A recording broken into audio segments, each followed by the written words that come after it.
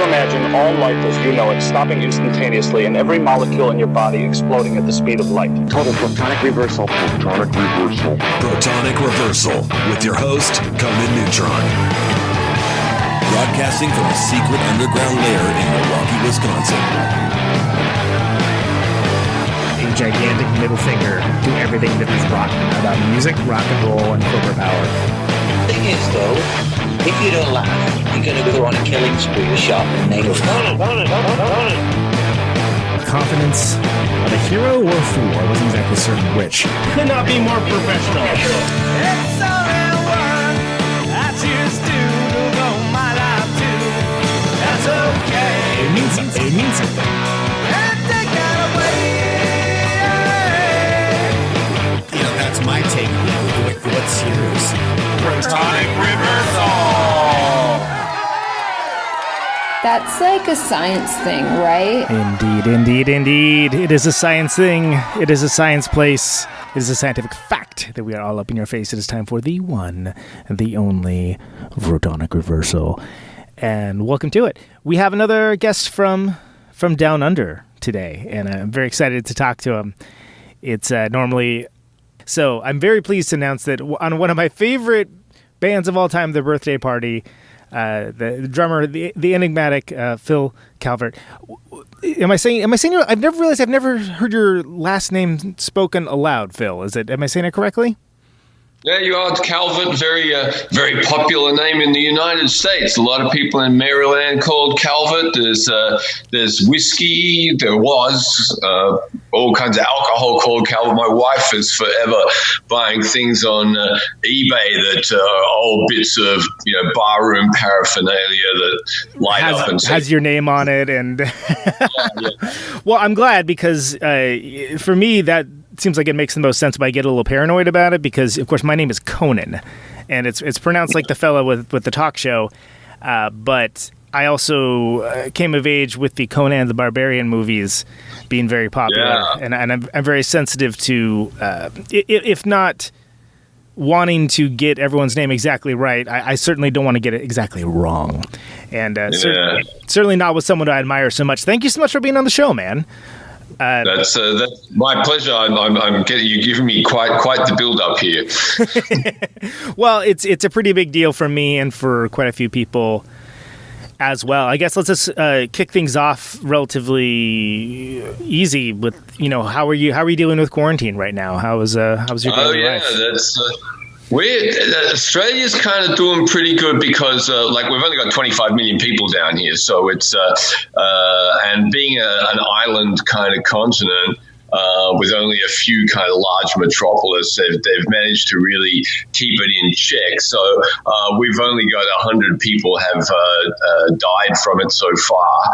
And we've had, I think, 7,000 infections. I was doing a bit of rough mathematics the other day. If we were running at the same rate as the United States, we'd have about 1,500 people dead, or the same as the UK would be something like that, about 1,500 people dead. So as a per capita thing, we're still doing pretty good. The isolation thing hasn't bugged me. One fun fact for especially this show is it's put me back. I'm doing 45 minutes to an hour of practice a day, which I haven't done in years, and it's amazing. All these shops that had sort of evaporated many moons are all magically reappearing with practice. Who would have thought, So that's good. The neighbors don't mind. I've got a soundproof room out the back, so that's all good. And my wife and I, we are used to spending a lot of time together. We had our own business together, and we've sort of lived and worked and traveled together for the last 25 years. So that's all pretty normal for us. Not having friends around is kind of weird, but we've been doing a lot of Zooming, and I'm fortunate that I don't have to worry too much about, whether I got a job or anything like that to pay the rent or anything. So pretty doing it pretty easy down here, actually. Certainly compared to other areas who are hit much harder and have much more. Oh, where are you in the States? So I live in Wisconsin, so Milwaukee, Wisconsin, in the Midwest, and I'm from California from the Bay Area, which is doing. Okay. So it's a kind of a study in contrast right now because the Bay Area is very much doing things right, doing things safely, doing things the way that sane human beings would do, and. Wisconsin is currently at war with itself, where you have the governor trying to do one thing and then the legislature trying to do another, and there's varying degrees of level to which it's being taken seriously. And it's almost as if it would be better if you just like picked one, right? Like if you just went with like, okay, full anarchy, or it's crazy though, because we've got we have states here, but we don't have as many as you guys, and they're kind of like larger slabs of land. But there's sort of like 8 main sort of jurisdictions, and the same thing. Like the states are making their own rulings. But I've got to say that in Australia, all of the leaders of each state have been doing a phenomenal job, better than the federal guys at actually making things happen and or not happen, as the case may be. But yeah, it's going to be a massive hit on the economy. I think we're going to be feeling the pain of it for a long time to come. Not just the worry about the disease and all that kind of stuff, but actually the what it's going to do to people's livelihoods and their jobs and how things go from here on. But hopefully there's a lot of people locked down writing a whole lot of really great tunes, practicing their instruments, so when this all comes down, we can get the fantastic live music scene going again in Melbourne and all over the world, because whilst it's great to listen to all our records and stuff, we really miss going out to see bands. You don't know how much you miss it until you can't do it. It's like I can't remember who I was speaking to, but it was something along the lines of the person was saying, I tend to be like I want to stay home anyway, but the fact that somebody's telling me to, like, well, it's not my idea now, so I don't want to do it. Which I think is very funny.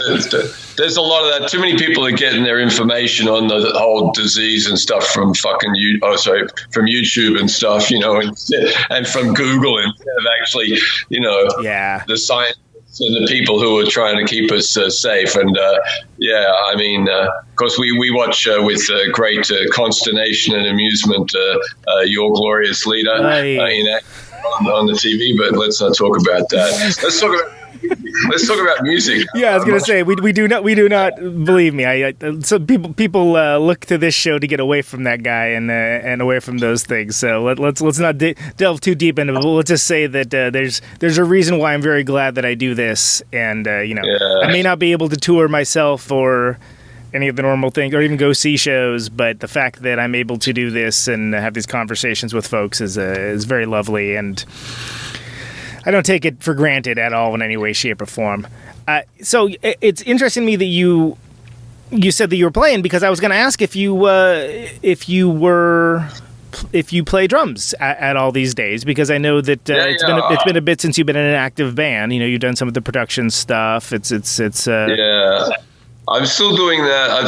So I live in an old church in a city suburb of Melbourne, and in the back half of this, I've got a pretty decent kind of project studio, which I can fit a whole band in. Although I do tend to do whole bands in fully fledged studios, and then just do overdubs and mixing and stuff here. But I've got my practice room out there. I still play mostly for other people on records when I'm asked to. I did get together with a friend of mine and his son, and we were playing some kind of lounge type, lightweight jazz type. Okay, sure, yeah. Stuff, which is just a different vibe. I've learned some of that kind of, I've played some of that style in a heavier sort of format, but it was just, and it was that old gag of basically getting contemporary songs that may have been really heavy, but then doing them in a lightweight jazz treat kind of way. Right, sure, yeah, the first player and stuff like that, and then it's kind of like you're waiting how long before someone picks, that's a Soundgarden song, and stuff like that. Watch that dawning of acknowledgement of like, where do I know this from? Ah, right, it's that. Okay. Exactly. So I did a bit of that, but mostly I play on records that I'm either producing for people or people ask me to guest on records for them. And I just finished, actually I'm just sending it off to France for mastering this afternoon, an album for a girl called Astrid Mundy. And Astrid used to be married to a guy called Tony Conan, who's quite a famous Australian record producer. He did all the birthday party records.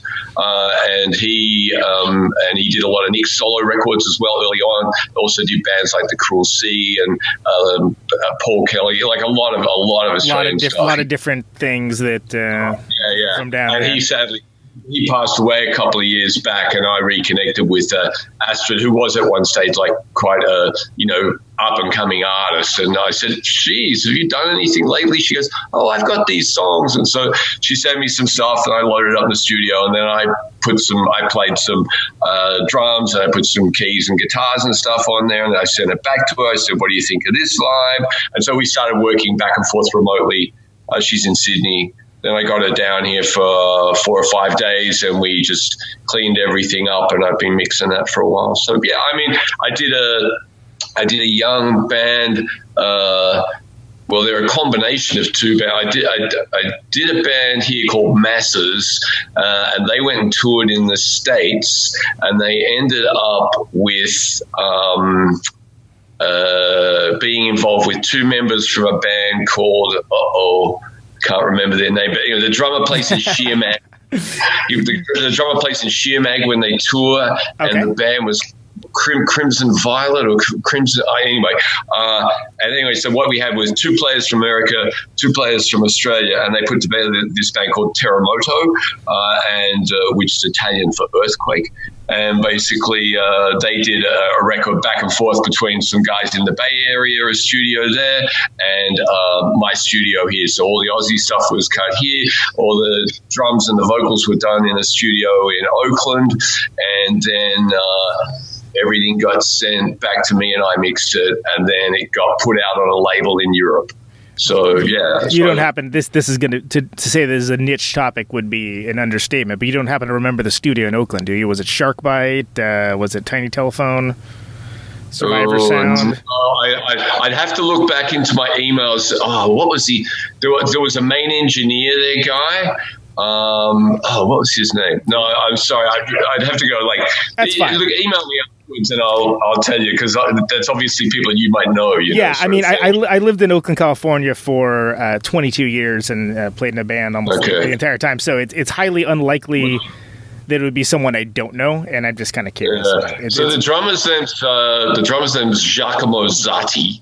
He's Italian, but he's been in the States, and the band was called something Crimson or something Scarlet or something like that. Had a girl singer.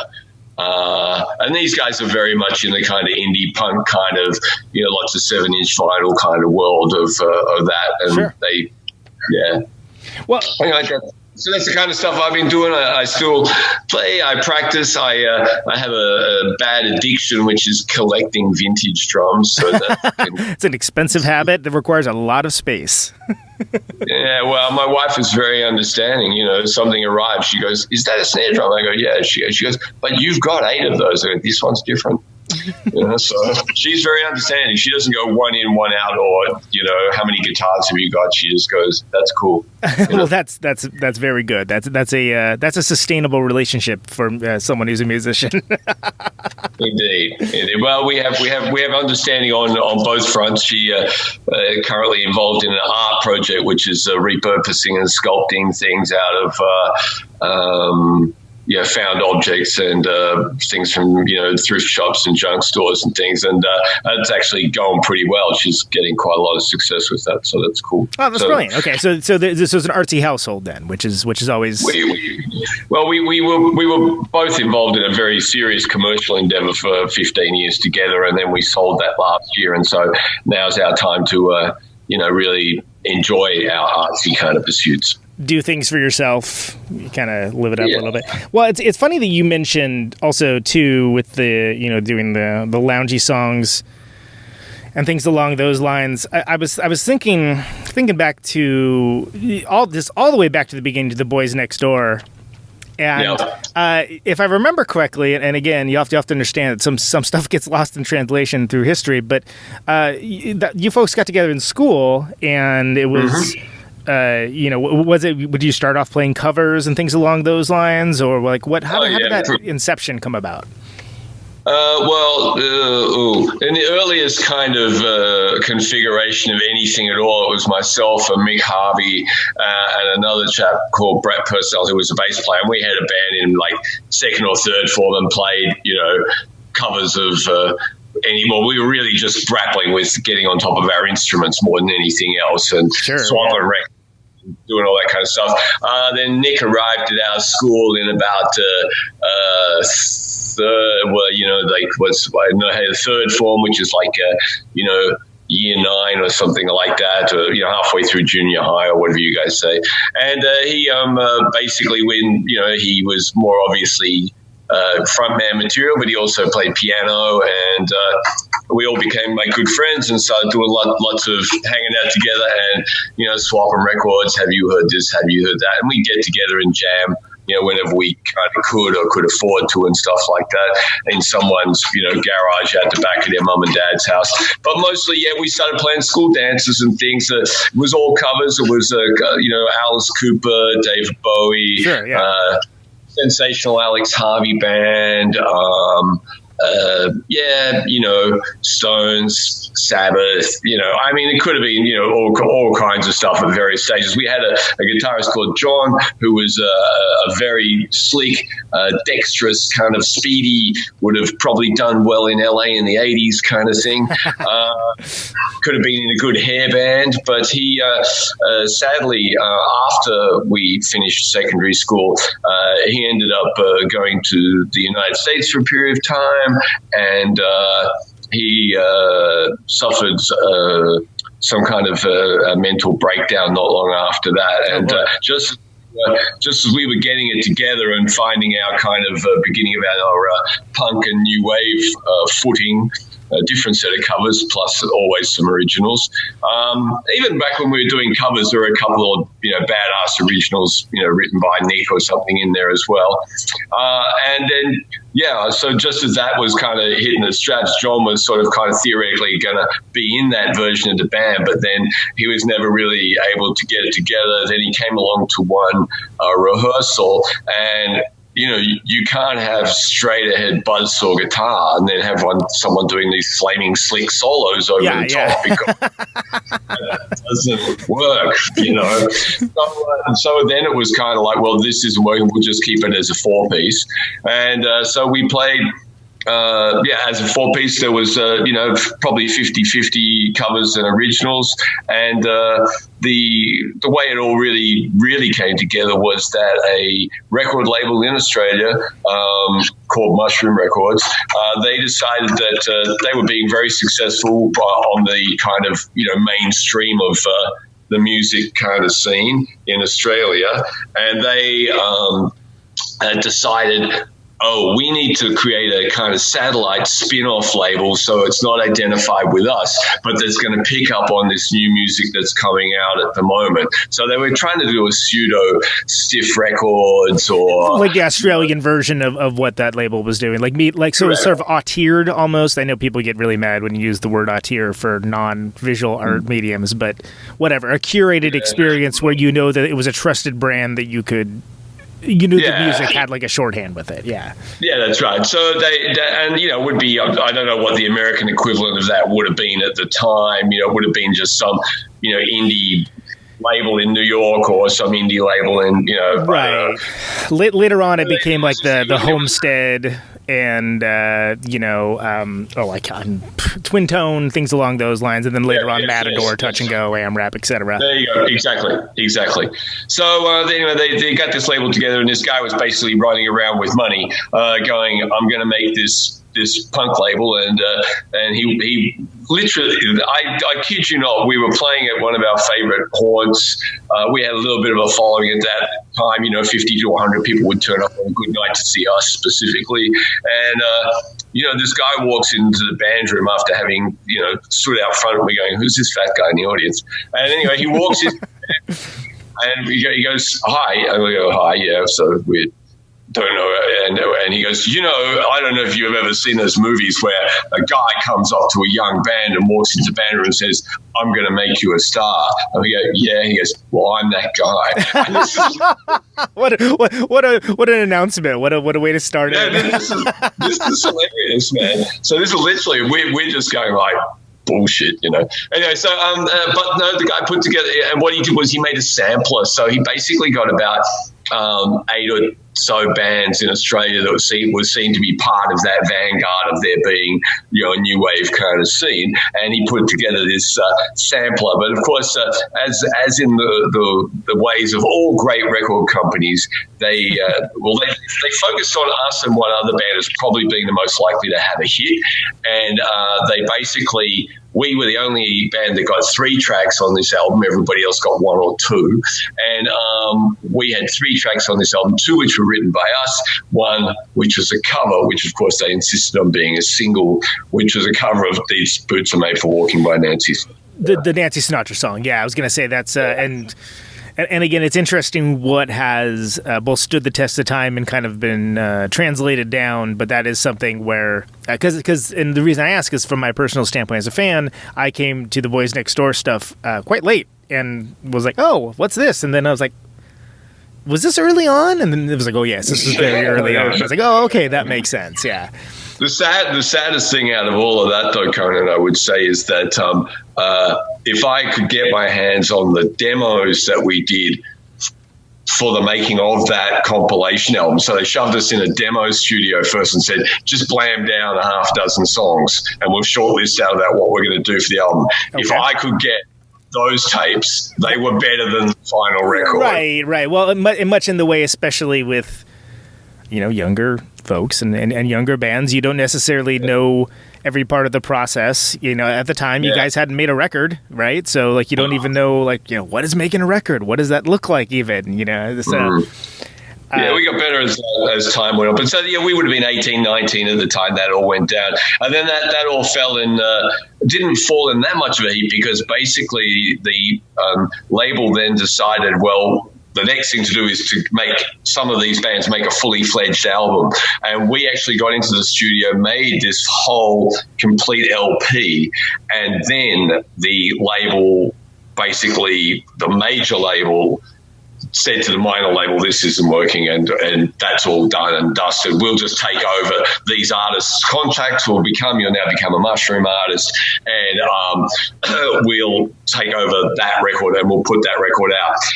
And what happened really in the history of the band is that we were doing quite well live, but that album, we recorded 12 tracks, and then the label shelved it. They just said, there's no point putting it out. Oh, interesting. Okay, so they full on said, hey, we don't think this is it. Was it a fiscal decision, or was it something where they? It was. They didn't think the band really had it going on. There wasn't really momentum that had flowed from what had happened before. So we were doing, when we were doing that whole album, we were, heavily on the road promoting the single from the previous compilation album. We were playing, crazy amounts of shows and stuff.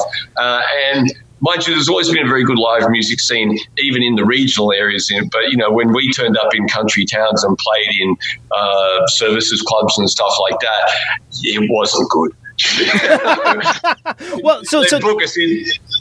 They book us in these places, and it was just it was not necessarily your natural audience is probably the best way to put that. No. It looked a bit different then. But then what happened after that was we started playing a lot. We said, well, screw the record company. We haven't got a deal anyway. They're not putting our record out, so we're still a band. Let's play. And we were building a really good live following. And then in the process of this, Roland Howard joined the band, and so which brought in all of Roland's songs from his previous bands, which gave us a massive repertoire. We could easily play, 3 45-minute sets in some of these places we were playing.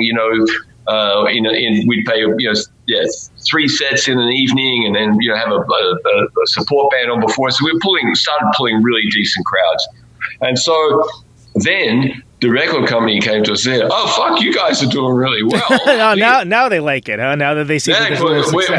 We're going to put that record out now. We're going. That's a year old, man. You can't put that record out now. And so I got to say, the guy who owns this Mushroom Records is a guy called Michael Gudinski, and in Australia, people either hate him or they love him, and a lot of people hate him. And I got to say that he's actually done a lot of good for music in Australia, and he did actually at this point step in and go, okay, so you pick 5 songs off what you recorded, what's on that record, right? And then he goes, I'm going to give you X dollars. I'm going to give you 5 nights in the studio on downtime. Yeah. And whatever you make out of that can be side 2 of that record, or you can make a mix of this onto the record. So you've got some of the songs with How You Sound Now or with Roland, and you've got some of the stuff we've already got in the can, so we're not wasting it. And so that is the album. That's the album called Door. And so where does Shivers fit in with that package? Shivers is part 2 of that. So the side 1 is obviously all the much more kind of, you can hear it's really compressed. It's a whole lot of different production, and it's really not as expansive as side 2, which is where we got. And basically, we had 5 nights in the studio. We started at midnight and finished at 7 in the morning in this studio. So we had downtime on somebody else's studio time. These people would turn up to set up for their day session, and what it was a TV show here called Young Talent Time, where a lot of children all sang pop songs that they had recorded that were off the charts and stuff. And it's kind of like like the Osmonds on steroids. Everybody smiled and looked amazing and just sang really shit songs. But we think of things like American Idol. It's like not like things have changed that much, I guess, in a certain way. I guess. But yeah, so we did those 4 songs, and they were, and that also is when we went into that studio. That's where we met Tony Cohen, and he was very instrumental in opening up the studio to us as an instrument, so that we actually understood better what everything did, and that really, I think, fed into the future evolution of the Birthday Party and their sound, is that we became and started to use the studio much more like an instrument than something that we feared. Sure, absolutely. And so, and again, coming at it as a fan, to me, it seems like the Birthday Party were kind of that band, which at this point we should mention, this is still Boys Next Door. It isn't even the Birthday Party in name yet. But it seemed like it was almost like a warped take on your more unhinged parts of like the Rolling Stones or Jimi Hendrix, as much as it was like Stooges and whatever. Like that, it seemed like that was very much where you were coming from. Pardon me. We grew up obviously listening to it. We're all kind of born in the late 50s. Or Roland, I think, was born in the early 60s. But, so we're all born in the late 50s. We grew up with, we were kids, but we were hearing Beatles when it was the Beatles, and we were hearing the Stones when it was Stones, and the same with Hendrix and all that kind of stuff. Hendrix was, literally on the radio, Crosstown Traffic was a single when I was a kid. Get a glass of water. Jam, too. Great song, yeah. Yeah, but, and the same thing also, I think certain bands, I was aware of the Stooges mainly because of the connection of Bowie to Iggy and being all over everything that Bowie ever kind of did. And the other bands, more like the MC5 and the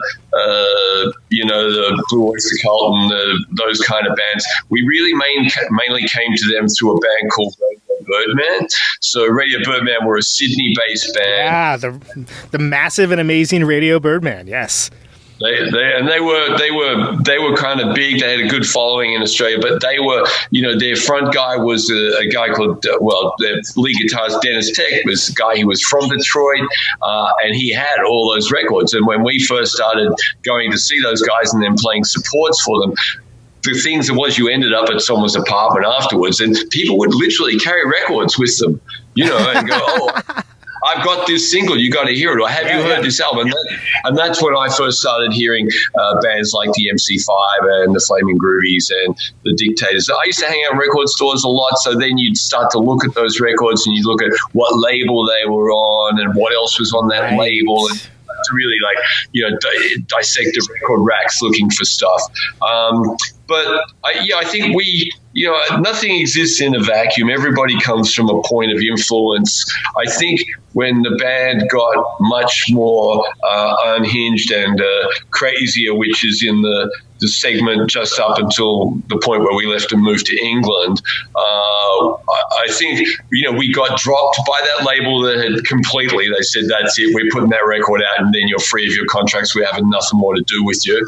A guy called Keith Glass, who had a small label called Missing Link, he kind of took an interest in us, and he said, look, there's no point you guys hanging around in Australia with that sound. You really need to be in the UK. So all we need is a strategy to get you guys to England, and then when you get there, you're going to have material ready to put out. So he started recording us using Tony in our preferred studio, and we started doing these other recordings, the first of which was an EP, 5 tracks. Hee-haw, right? Hee-haw? Yep. And then after Hee-Haw, we did a bunch of singles to take to the UK with us so we could release them when we were in the UK. And also we used some of those tracks for a free giveaway single for our last gig before we left for the UK as like a door additional, thanks to the fans, but also you pay and you get a free 7-inch record as well. And they're highly collectible stuff these days. I would imagine so, yeah. I mean, lucky you if you happen to have one, yeah. Well, I do, but anyway, so like that was kind of like the next, and that later, the Hee-Haw and those singles was later on compiled into an album which I think is called The Boys Next Door by the Birthday Party, or vice versa.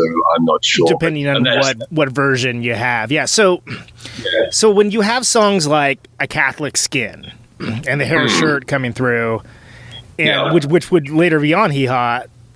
Did you have a feeling at the time that the band was sort of hitting differently? That it was yes, absolutely. We were going for a whole different thing. We were really hearing what was coming out of England, not the punk stuff, but the post-punk stuff, and we were and the stuff that was coming out, the pop group Gang of Four, and then out of the States bands like Perubu, Red Crayola, and then other bands around that. Even I think we started listening to things like Captain Beefheart, and that really does feed much more into Nick's vocal style at that point in time, where he was doing that kind of voice breaking falsetto kind of stuff and things like that. But the lyrical content of the songs was getting a bit more kind of less formulaic and a bit more surreal, more image painting and stuff.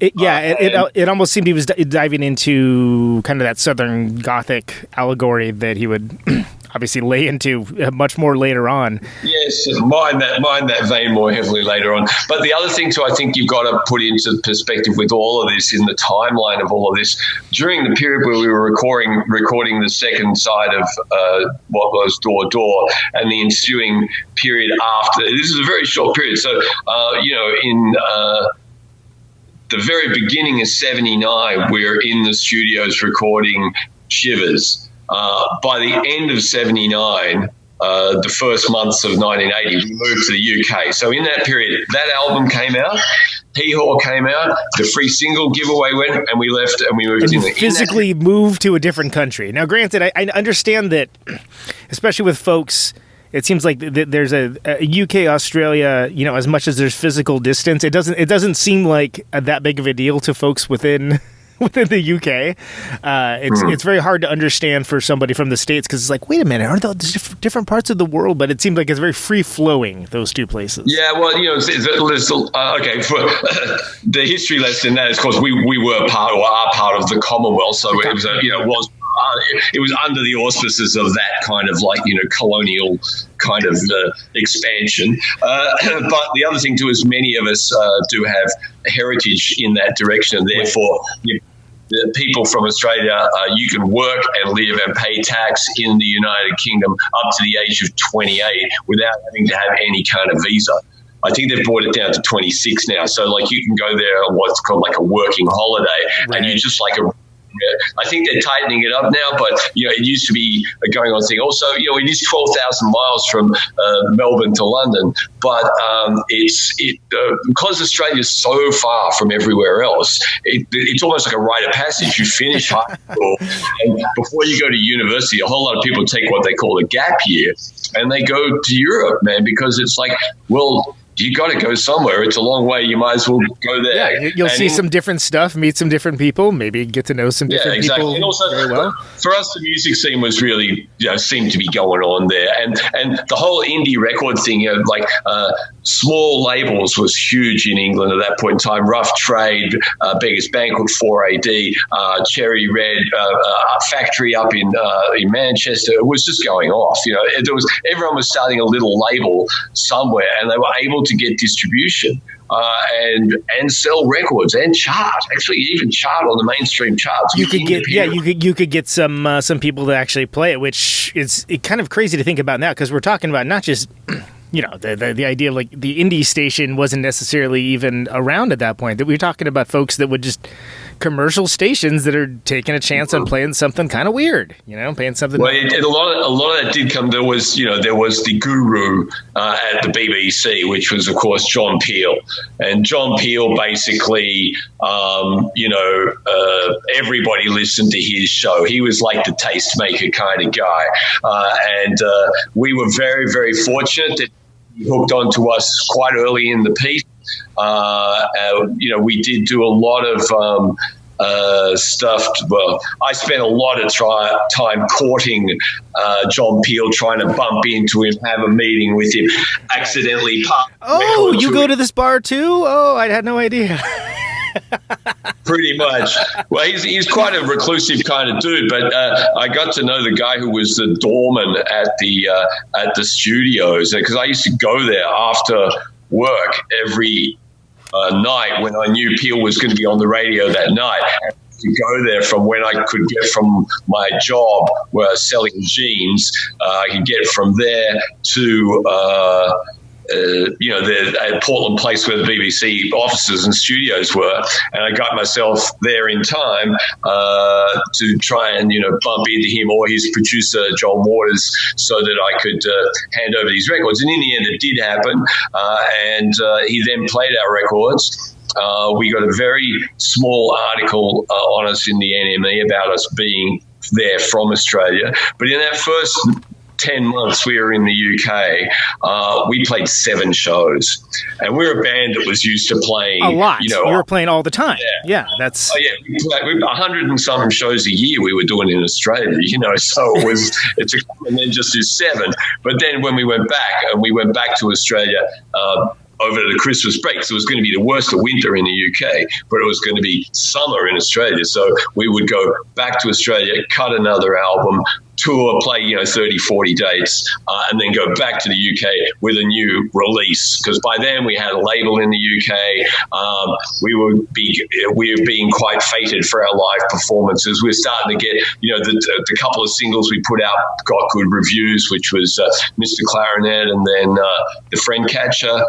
And they were getting good reviews in the Sounds and NME, and then we Ivor Watts Russell at 4AD said he would sign and release anything that Missing Link produced in so Keith did a sub-license deal from Missing Link to 4AD in the UK, and we were away.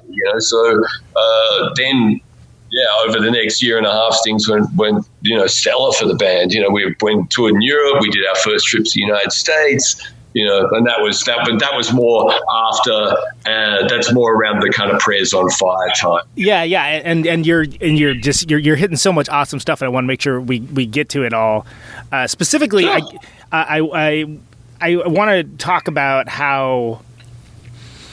Okay, so think back to Mr. Clarinet. Specifically, like it almost to me, it almost seems like the drums especially give it like a funky feel, for lack of a better term, and that's something that obviously the Gang of Four was you mentioned them, and the pop group to a lesser extent, but it's interesting to me that when you're talking about writing drums to these parts and coming from more or less a rock and roll background, what was your thought process with coming up with stuff when these guys are coming up with their parts and you're like Around that era, okay. So there's two very distinct different ways that songs came about in the birthday party, and it would usually depend upon who had written the song. Roland usually had a very, very structured idea in his head. He would go to Tracy, here's your bass part, and show it to Tracy, and then Tracy go like this. He go, yes, I'm playing this. Mick, I think you should play this one. And Phill, the drumming should go like this. He'd either reference another song, or he'd say it should swing, or I want a lot of ride cymbal in here, or and it was very dictated. With Nick's songs, it was a much more organic kind of process, and everybody brought their thing to the thing. But often it was, someone had a part. Something like Mr. Clarinet is a really weird one because it kind of came from the drums up. So this idea really kind of almost monotonous kind of beat. And then the keyboard part was something that Mick had. But then all the guitar parts and everything, Roland just kind of, it's one of those kind of songs that, and then we could go to here. And it sort of came apart. Mick had the basic structure of the chording and the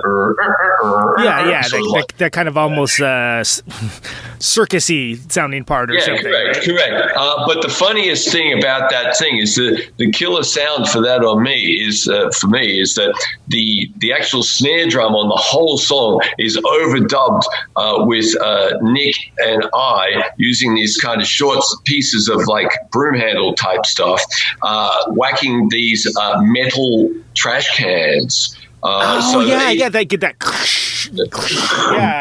That. Sure, yeah.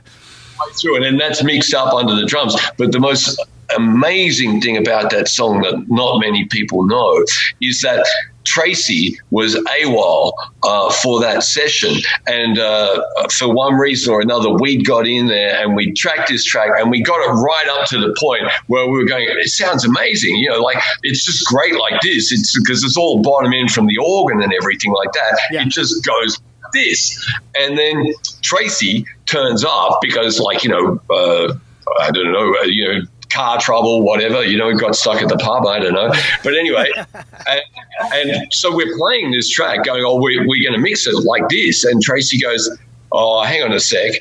And, plugs his bass in, goes in, stands in the control room with Tony, the engineer. They run the tape twice while he noodles around with it. And then he goes, okay, record. And he put the bass place on top of everything that was there. He put the bass part down in one, and that was it. And the best part, everything else is already there. Already there, and yet the best part of the whole of that song is he's playing all these little sort of like tiny little bloop, bloop, bloop sort of noises, almost like some sub little bits of like something off a dub record or something like that. Yeah. But then when it goes to the guitar workout to the da na na na na na na na, he walks, and it makes the song. It makes it sound like something out of a European movie or something like that. I mean, all the rest of it was there. It sounded great. We all thought it was cooked, and then the Tracy came in, and it made such a difference to the whole thing. What he did right then and there. So that's part of the genius of the great late Tracy Pugh. Yeah. Rest in peace, Tracy. So, I mean, and that's a good point, because he's such kind of a large looming figure in this world of rock. Seems like a very fascinating character. Like, what would you say are like the best and worst parts of playing with, being part of the rhythm section? The rhythm section is very important to a band. Yeah, he and I had an incredible understanding. I've never played with another bass player since that I felt so locked in with.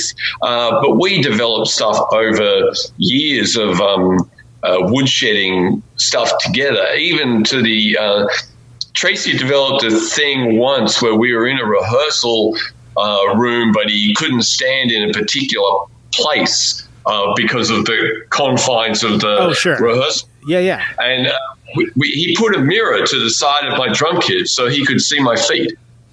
so we could at least see what you were doing. If you could see what the bass drum was doing, and we were schooled really early on in, like, studio time was incredibly expensive when we were first in the business, and every hour in the studio, the meter was running like the most expensive taxi cab you could ever get in, and so. You know, we would do things like we would go into a rehearsal space prior to recording, and we would have this song. We knew how it all went, but we would take off. We'd say, okay, Nick, don't sing. Roland, don't play. Mick, don't play any of your note parts. Only play the rhythm parts that go with me and Tracy.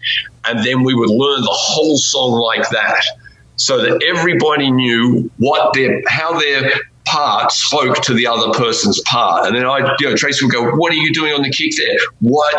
We should change it to this. That's tighter, like that. And so he and I worked on a lot of that stuff. Just that became our way of operating all the time prior to recording. And it just saved you so much, because you would go into the studio ready to smash it, and then you weren't kind of like hesitant about the song. You were trying to get the killer take where the rhythm section was really glued together really, really well. And so that, he was an incredible player. He's very tasteful. Very strong. Used to go for a really great tone on his bass, loads of top, loads of bottom, sucked pretty much all the mid-range out of it. Later in his life, he got a real thing for Ampeg SVTs. They were his preferred amp, but prior to that, he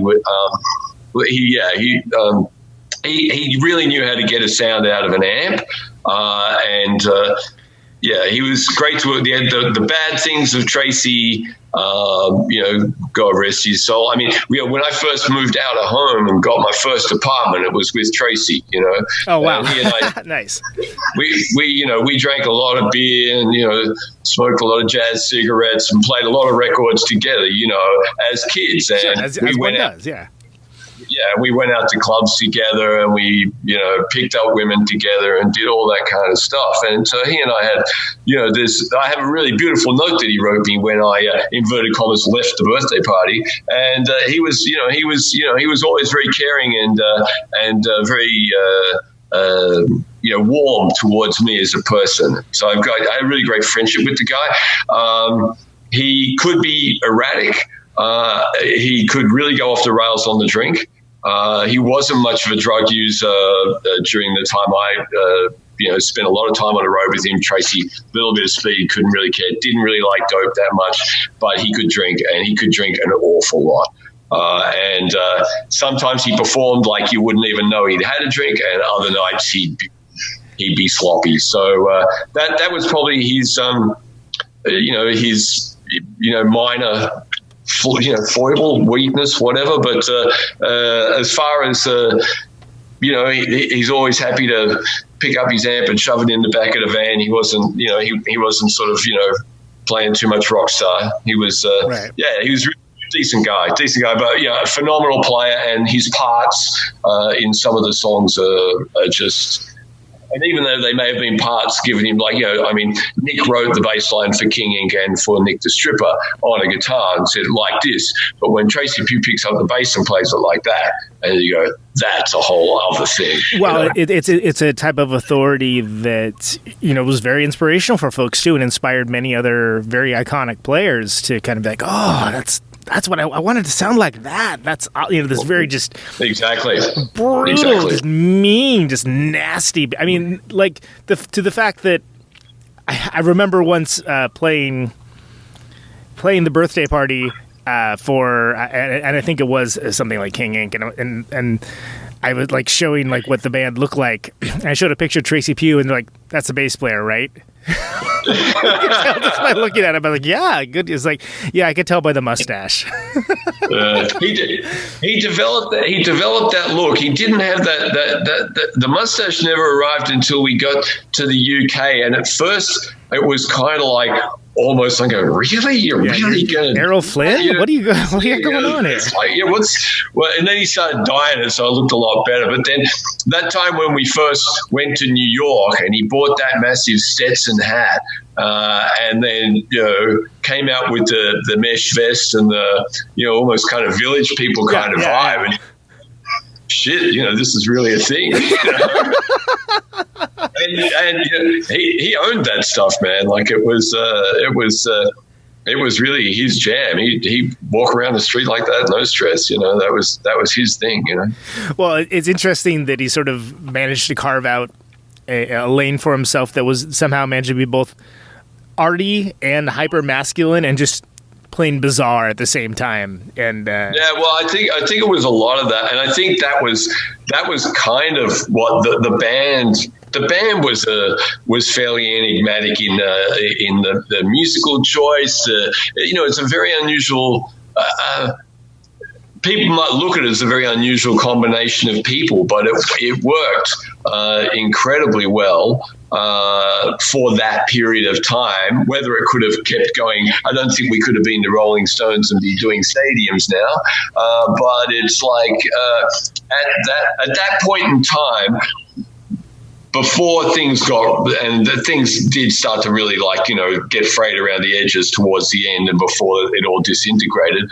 But in that period around the bit finishing off in Australia, that sort of series of recordings there, first year in England, making Prayers on Fire, second year in England, all the touring and stuff, making Junkyard, then that was some of the really amazing times in my life, but also creatively in the studio and compiling those songs and working with those people. It was a dream, man. It was fantastic. Well, and there's a lot there, and I want to talk a little bit also. You spoke to Nick the Stripper. Like, where did the idea to throw the horns on in there? Because in a way, it could have gone very wrong, but in a way, it almost makes the song that it's like, wait, what? There's a demonic horn section here? What? Mm-hmm. Well, what happened there? Basically, that part that they're playing is when we played live was Roland's guitar part. So the da da da da da da da da, yeah. So there was a bit of saxophone around at that point in time. Nick was playing sax live at that point in time, and basically songs like Yard and stuff. We were doing that live, and Nick was playing the alto sax on that. Roland could also play saxophone to some degree as well, and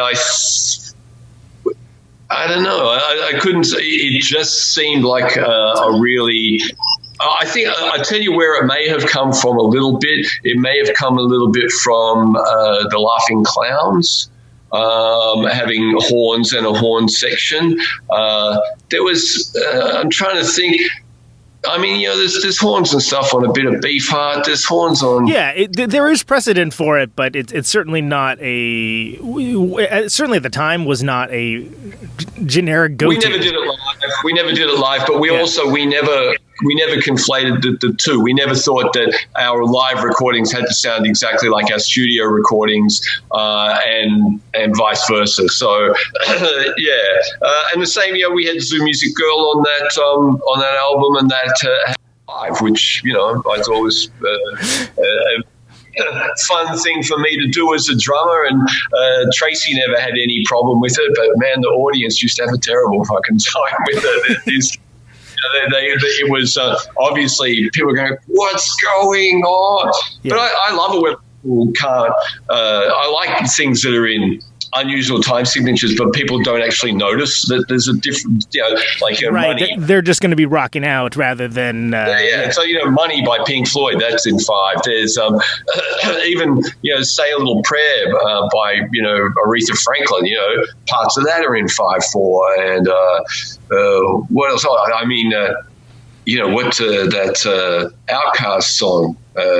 Hey Ya. Hey Ya, which sounds like the most straightforward song ever. And if you stop and think about it, it's like, 12 or something. Yeah, it's like 10, 12 or something. You go, great, but no one cares. They're just going for it. So it's nice to bring things like that into it. And it also, it showed, that, everyone could play. And that's one really thing about, I remember when we first arrived in England and all these bands that we admired, that we thought, wow, this would be cool. We'd get to see these guys live. And the second night we landed in London, a girl we knew who was living there, she said, I've got you guys on the door to go to the Marquee in Wardour Street. The Cure are playing. So I go, okay, this will be cool. And this was like Three Imaginary Boys time. They only got their first album. They were a pretty brutal, pretty awesome raucous band at that point. Like it was before the more introspective stuff. Yeah. Oh, yeah, totally. No chorus on any of this. But they basically, when we went to see The Cure, and they were incredible, and they played almost note perfect to their record. And we sort of walked out of that gig going, holy shit, man, if every band in London that we've got the records of can play that good, we're in real trouble here, But what happened was, 2 days later, we went and saw, Echo and the Bunnymen, Simple Minds and Teardrop Explodes at the Lyceum, and they were all dreadful. They were shocking. They were appalling live, no problem. We've got this one under control now, Well, and then and you guys are coming out like Mars Attacks or something along those lines. Yeah, you're coming at it with this just intensity that. It seemed like not all the bands had. Even if some of them made some swell records, they weren't necessarily all coming at it from that live performance. And that's there was that performance. I think it was at the Hacienda in Manchester. It ended up on the Pleasure Heads Must Burn. I mean, it's like it's intense, it's brooding. I think Nick kicked someone in the head at some point, if I remember correctly. Like it looks like fraught with danger, but a very good time. Yeah. Well, the things escalated. Well, in the first year we were there, it was, people stood and looked at us kind of thing. And then I think we were so used to people not standing and looking in Australia. We were, people just didn't, in England, people literally stood in the middle of the room, their arms folded and looked at you. And you went, what? There's a band playing, for God's sake. Yeah, right. So, they're all too cool for school. And we basically, Nick just started going, well, how do I get these people going? So he just, I don't know if he, checked the Iggy Pop playbook or what he did. He said, I see. If I go out there and stand on them or hit them in the head with the microphone, things will start to happen. And you're going to get a reaction one way or the other, for damn sure. Towards the end of the touring period post Junkyard, especially in Australia, the live shows got frighteningly scary up front. And we had a roadie quit the tour because he was doing like front of stage, like feeding the mic cables out to Nick and all this kind of stuff. Like, writhing around, surfing the audience and shit like that. Doing his thing. And the roadie quit because he said, someone's going to get hurt and I'm going to be right there when someone gets hurt, like really badly. Yeah. And it got fierce. And in Germany and Holland, it got a couple of times, it got really out of control. And we played this gig in Cologne, and the posters said the hardest band, meaning like the toughest band from England. Yeah. And so it means something else sometimes in America, but at this point they would be talking about how tough you were. In Germany, what it meant was we were the fightingest guys from England, and so all these bloody skinhead type guys turned up looking at us like, oh yeah, and some guy, by then we actually even had security. We had a guy who traveled with us who was to try and keep Nick safe or to stop people hurting us. A guy came through the audience with an iron bar in his hand heading for the stage. And so this guy had to block him and get rid of the iron bar and then get him out of the venue before anyone comes and... Yeah. Anyway, nobody's showing up at your show with an iron bar can be up to any good of any kind. Well, no, yeah. So funnily enough, I don't get that at shows anymore. I don't think Nick gets it at shows anymore. But man, he's doing some killer shows these days. He's really, he's the live band and the he's doing O2 Arena and stuff in the UK these days, which is massive. Sadly, I was speaking to him just before all this stuff went down. I was supposed to be going to an opening of an exhibition in Copenhagen that he's got something to do with, and then, I say, I'll meet you there, blah, blah, blah, we'll have dinner, la, la, la. And then he rang and sort of, then we had to cancel all this stuff because of the whole coronavirus thing. But then, I was, he had to cancel a goddamn world tour. Exactly. It was the whole deal. Yeah. Yeah. So that was, he said, even this thing we're going, he said, I'm going to have to split the next day because we're starting rehearsals in wherever, because we're going to start playing shows in, I'd forget Austria or something like that. And, it was like, wow. And then just nothing. So God knows that must have cost a lot of musicians and touring organizations big time, because that takes months to get that shit together. And it usually feeds into a whole lot of stuff, festivals around the world and God knows what else. Well, and people think about it in terms of the band itself, but there's a whole ecosystem involved. There's like the stage hands. Yeah, exactly. There's a bunch of people that like their livelihood depends on it, flat out. Yeah. Absolutely. But, it is a shame, that Hacienda thing. It's really lucky that, they had that facility there that whenever you played at that gig, they videoed it because they I think they saw the future of that being, another channel of distribution and stuff. And that was all money that was coming out of Factory Records and out of, the whole, Joy Division, New Order and all their money, etc.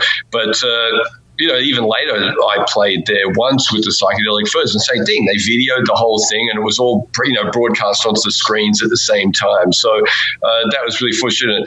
There's the second half of that, which is the 4-piece birthday party playing at the Brixton Academy. That's pretty awesome too, Yeah, and that's the one too. There's one of them that's the. I guess it was in '81, right? It was at the venue that it ended up being on that. Drunk on the Pope's Blood performance. Yeah, that was a bit later. I played later. The one at the Brixton Academy is the one which is the second part of the Pleasure Heads Must Burn video is when it's after I've left, no longer in the band. And, sure. So that's Rick doing the Yeah, they're playing stuff off the Bad Seed EP and stuff like that. So. And that's pretty cool. So, but the point I was going to make is that there's so much footage these days. There's so many photos. Everyone's snapping away with their phones, and then you look back at that band, archivally and stuff, and you're trying to find, and you've got, people had their little Instamatic camera in the audience trying to take a photo of something in very low light.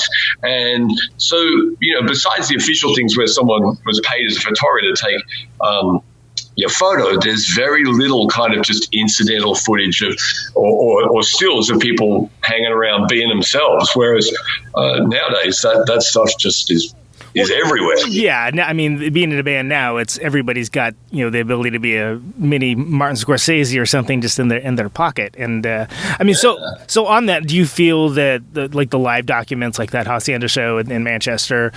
And things like that. Do you feel like it was an accurate document of the band of its time?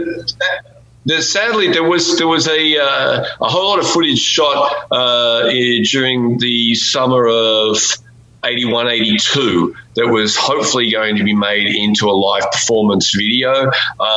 They took a sound recording from a gig we did at the Astor Theatre in Melbourne, and that was supposed to be married up to the visuals to make a kind of like a live-ish kind of movie of the band.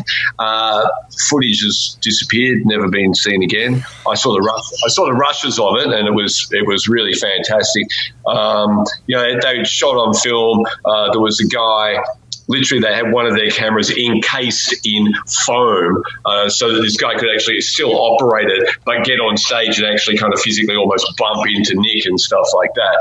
But, the Hacienda show is kind of close to sort of what things – it would be really nice if it was shot from in front instead of kind of from the side. Yeah, but Yeah, it didn't have those angles.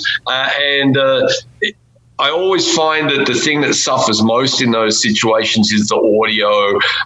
There's usually a lot of unfortunate compression. And it's also that you never, if you had have done that at the time knowing and it had gone even to 8-track, you would have been able to get a much better kind of, big time sound of what the band live was like a freaking freight train coming through your front yard, it was right. It was something that very, very intense. And I mean, even to this day, there's bands that what they do live, it's very difficult to capture in a video format because you're not going to get the sense of scale of what's happening, especially, and certainly not with your more ferocious bands as well. I mean, it's nice that there's something at all. I mean, there's certainly bands of that era that there's, isn't anything of that sort of any kind. But yeah, it definitely got the dangerous part across. That's for sure. Yeah. Oh, yeah. And there's definitely, and the other thing too is I think it gets across. They were small-ish, sweaty venues. The biggest venue we probably ever played was Brixton Town Hall or the venue in London. This is like a maximum be 1,500, 2,000 capacity kind of thing. The birthday party never probably played to anything much bigger than 600 to 800 people mostly, and you can usually see everybody. You probably sweat off 10 pounds every night. Right, yeah, it's a good workout. just from the lights, the heat, the closeness of the crowd, and those songs, man. Some of that, you pay 45 minutes to an hour of that stuff. That's quite a workout for whether you're the drummer, the singer, or the guitar player. It's pretty full on. Sure. I mean, and I guess walking it back a little bit to the Prayers on Fire record. I mean, did you mentioned King Ink?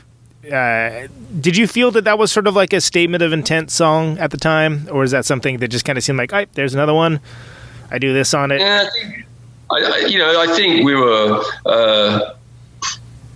I don't know. I think a lot of Nick's songwriting and imagery and everything like that was really going into some interesting places. The idea of invoking the idea of a character such as King Ink or Nick the Stripper or indeed Zoo Music Girl or whatever like that, it does harken back to the idea of, certain records we used to listen to when we were younger where someone would create a mystical character, Sensational Alex Harvey Band had, Vambo, and there was other people. Excellent reference. Yeah, that's good. or Bowie would sing about the Bewley Brothers or something like that. And I suppose it gave him something to gather lyrics around, and then I suppose there is the ink and the nick is easily just a jumble of the letters anyway. So, is it really about himself? Same with Big Jesus Trash Can and things like that. I don't know.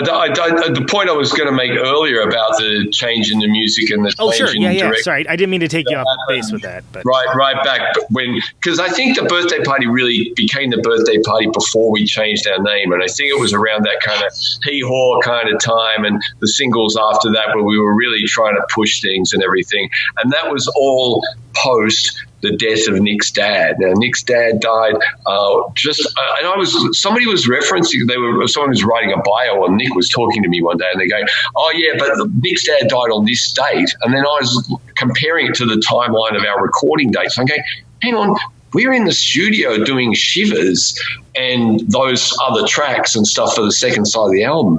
That's like within days of his father dying. Oh, wow. Okay. So were you even aware at the time, or? Well, we knew. I knew his father had died and everything like that. And I knew we were a band and everything. But the crazy thing, we were young guys. We were 20, and we're just going, or 21, and we're just going, oh yeah, just keep going. And yet now you'd go, you'd reach out to that person going, how are you feeling? Are you how are you holding up? I mean, that's right. Are you upset about that? Did you hate your dad? Did you like your dad? What? Nothing. We just went, oh well, it's business as usual. Keep going.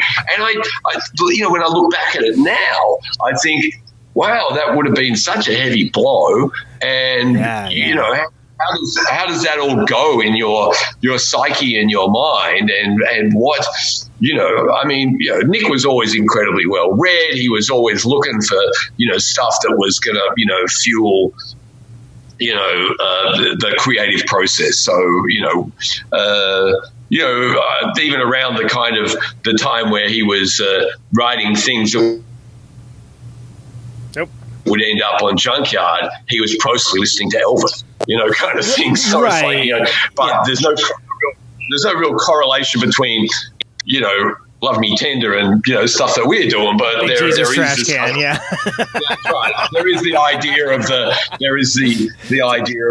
the firstborn is dead and all that kind of stuff, right. That comes from digging into the trove of treasure trove that is Elvis, but I think King Ink and things like that. I think we were trying to make every song be a different song, but I think by the time you get to Prayers on Fire, it's kind of like, for the Beatle people who can go, oh, well, that's, even though it says Lennon and McCartney, you go, that's a Paul song, that's a John song. Well, in the Birthday Party, it started to become, that's a Nick song. That's a Roland song. It's a Roland song, right? And then often, so Mick, Roland songs were always Roland songs, or they might have been Roland and Nick together, kind of, but usually it was Roland's song, or it might be Nick on his own, or it might be Mick and Nick, because mostly Mick didn't really write lyrics. Mick's a music guy. And Mick would also be due more credits than what he probably got due to his involvement in arranging and structure of stuff. Often that was a process that happened in the rehearsal room that we would just amongst all of us nut out, oh, the change should go there, that no one will exceed fucking coming, let's go, we'll do that, or try it, oh no, that falls on its face, how do we get back from there to where we were, and things like that. Sure, yeah. And so Mick Harvey's a very although, pretty much completely self-taught except for, a few guitar lessons, he's definitely got the kind of mathematical format of how music works really just happens in Mick's brain pretty automatically. So he's very good at, well, if you play that against this, it'll sound fucking awesome, and mostly he'll be right. So that's kind of the process we were going through, but mostly we would jam things out like the what about like the Friend Catcher, for instance? Like, how do you arrange a song like that? Okay, well, Friend Catcher is interesting. And Friend Catcher originally was twice the speed and was all played on tom-toms and was much more like one of my usual jungle kind of workouts. Yeah. And then we went, no, it's just kind of, it's too fast for the lyrical content. It's not... It hasn't got the right level of kind of sleaze, so we basically put some sleaze on it. We just slowed it and slowed it and slowed it and slowed it until we could get the kind of right lope and groove to it. But the other funny thing, and this is where Tony Cohen also comes into it, if you listen to that song, there's a double snare beat. So it goes da da da da da like that. Yeah. Now on the recording, that's actually a delay. I didn't play it. Later on, I just said, oh, well, I'll play that instead. So live, I started to play it. But the original way that double snare beat came about was that Tony put a single delay on the snare.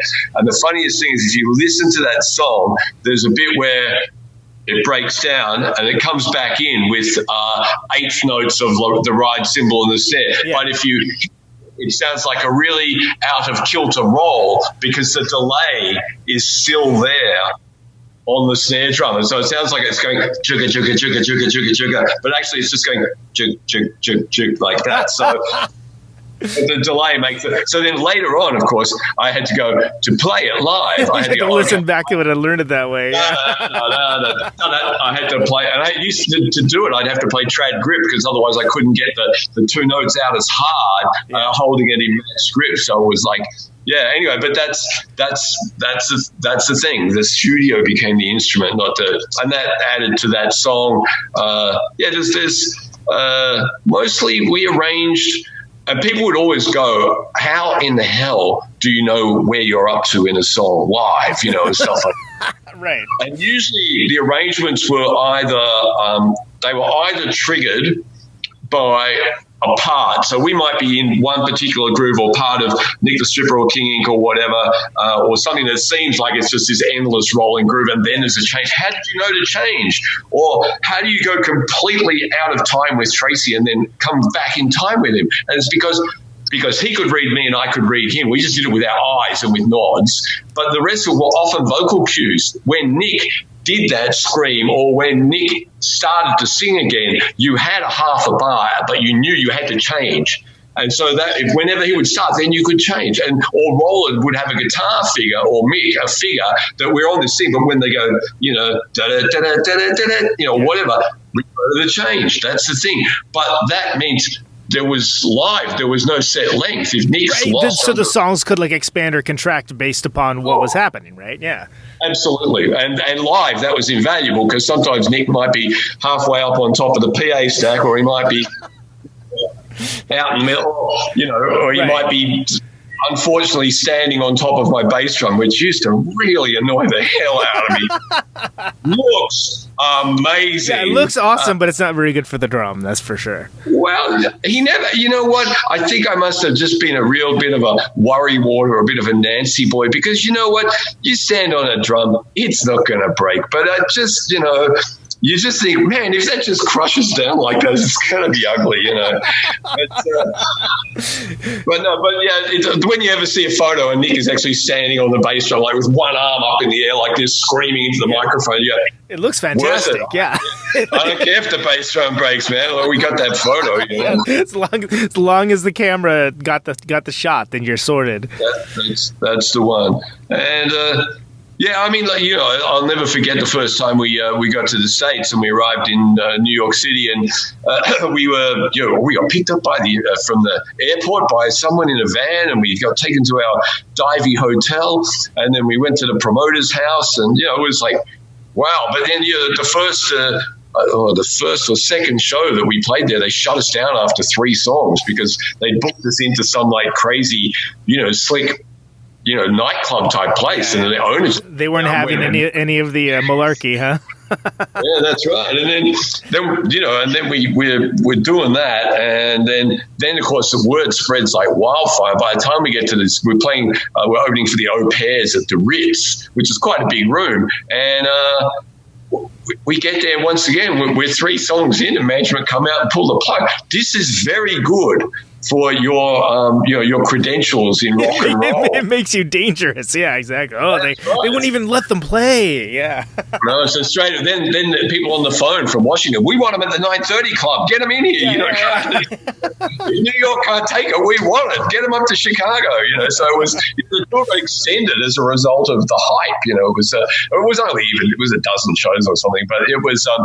They went back after I was no longer in the band. They played the West Coast, and I think that was instrumental for a lot of people. I always find it interesting that like your Henry Rollins goes, "Oh, I saw the birthday party and they fucking blew my mind" and stuff. And I know that I've seen people send me these things. Go, here's a list of Kurt Cobain's favorite 20 albums or something like, and Junkyard's in there or something like that. And you go, wow, that's crazy. I would never think that people were listening to that stuff then, Well, and so that's something I did want to bring up with you, and I was going to wait a little bit till later to bring it up, but it's as good a time as any, I suppose, is that the influence of that band and those records was pretty far-ranging, and that holds true for bands that, sound nothing like what the Birthday Party sounded like necessarily, but they took the influence of what you guys did and how you did it and put it through their own meat grinder and made their own thing with it. But then there's also bands that, it's not super common, don't get me wrong. It's not like Green Day or something, but I'll hear bands that it's very clear you guys like the Birthday Party, huh? They're like, yeah, we do. I've heard records on the radio, there's an independent station here in Melbourne called 3RRR that I have on pretty much non-stop. Yeah. And then something will come on, and I go, oh, well, they've listened to the Birthday Party. Yeah. Straight up. Well, it's funny, I do recall, I wish I could find where it was written down, but I remember doing a magazine interview in either Europe or the UK at something where I was in the interview situation with Nick and answering some questions as well. And someone asked me, what do you, and I said, I think we're kind of in this situation where we're really totally focused on what we're doing, but that I think that we might end up being something like the Velvet Underground or the Modern Lovers or something like that. Whereas, 20 years later, the band will not be no more, but everybody legend will live. Yeah.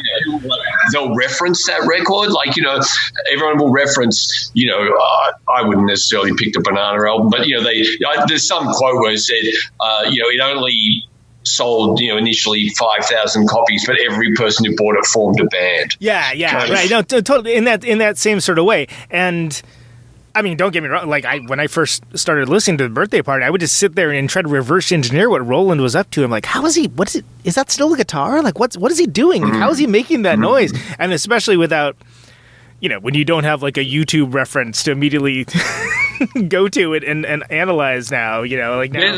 There's a guy on YouTube, or somebody shared this with, there's a guy on YouTube who's showing you how to play some These Immortal Souls songs. Really? And some. Okay. Yeah. This is you can see, and he's doing, and then playing along with the record, how to play like Roland Howard is fucking crazy. But no one can play like Roland Howard except Roland Howard. But it was, and Roland was. He was another obviously interesting character in the makeup of the whole thing, and obviously the head bumping over creativity between him and Nick towards the end was no doubt what was caused the final demise of the band called the Birthday.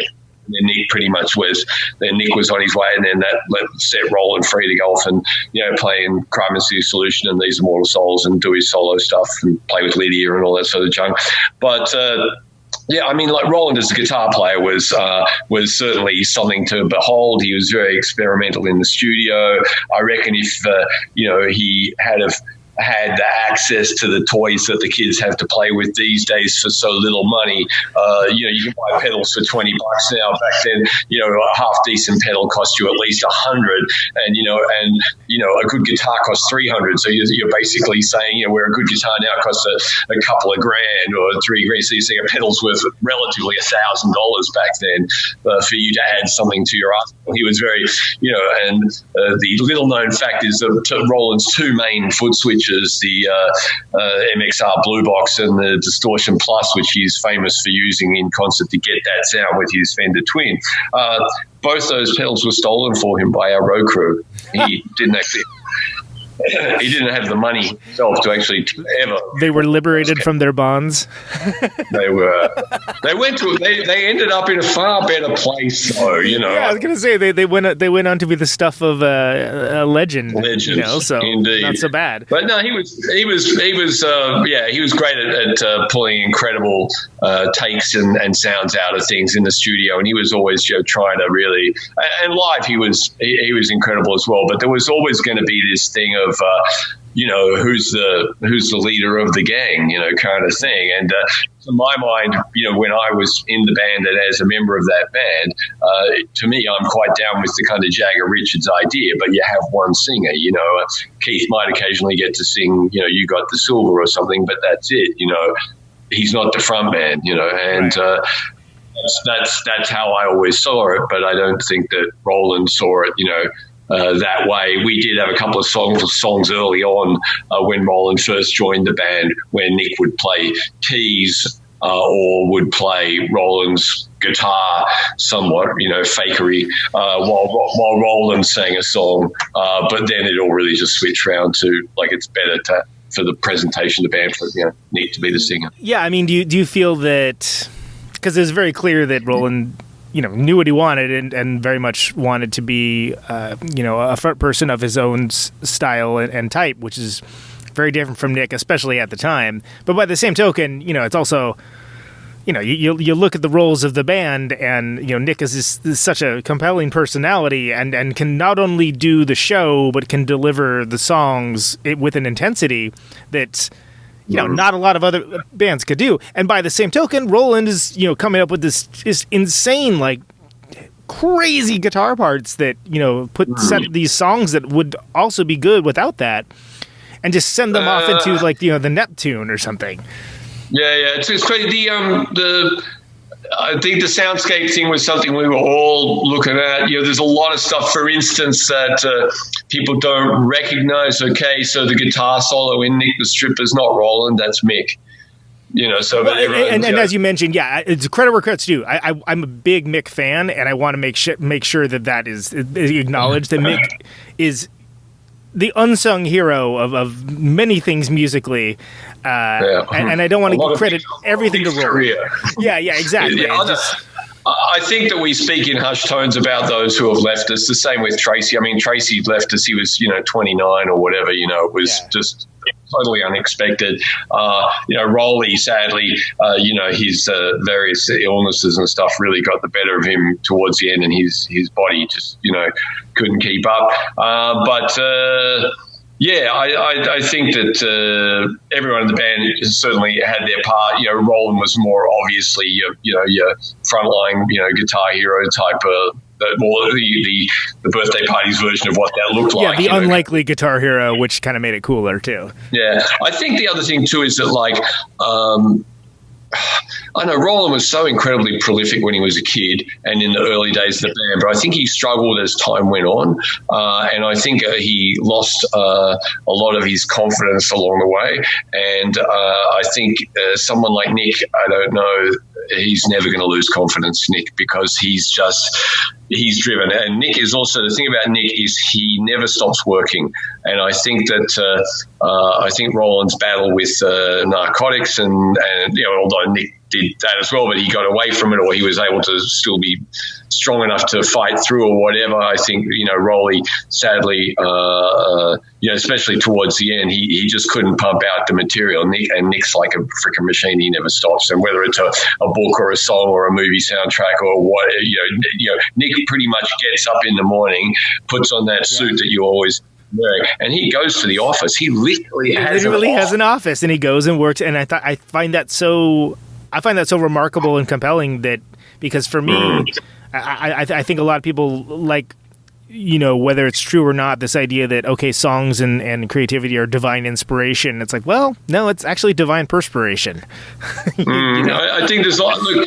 I think that the other one too is, when we were asking about what did you think the legacy of the band would be and stuff like that. Well, I always kind of knew, I always knew Nick was going to be a going on guy. There was no doubt about it right from school, right? Even in school, you knew this guy. I thought he would have been a painter.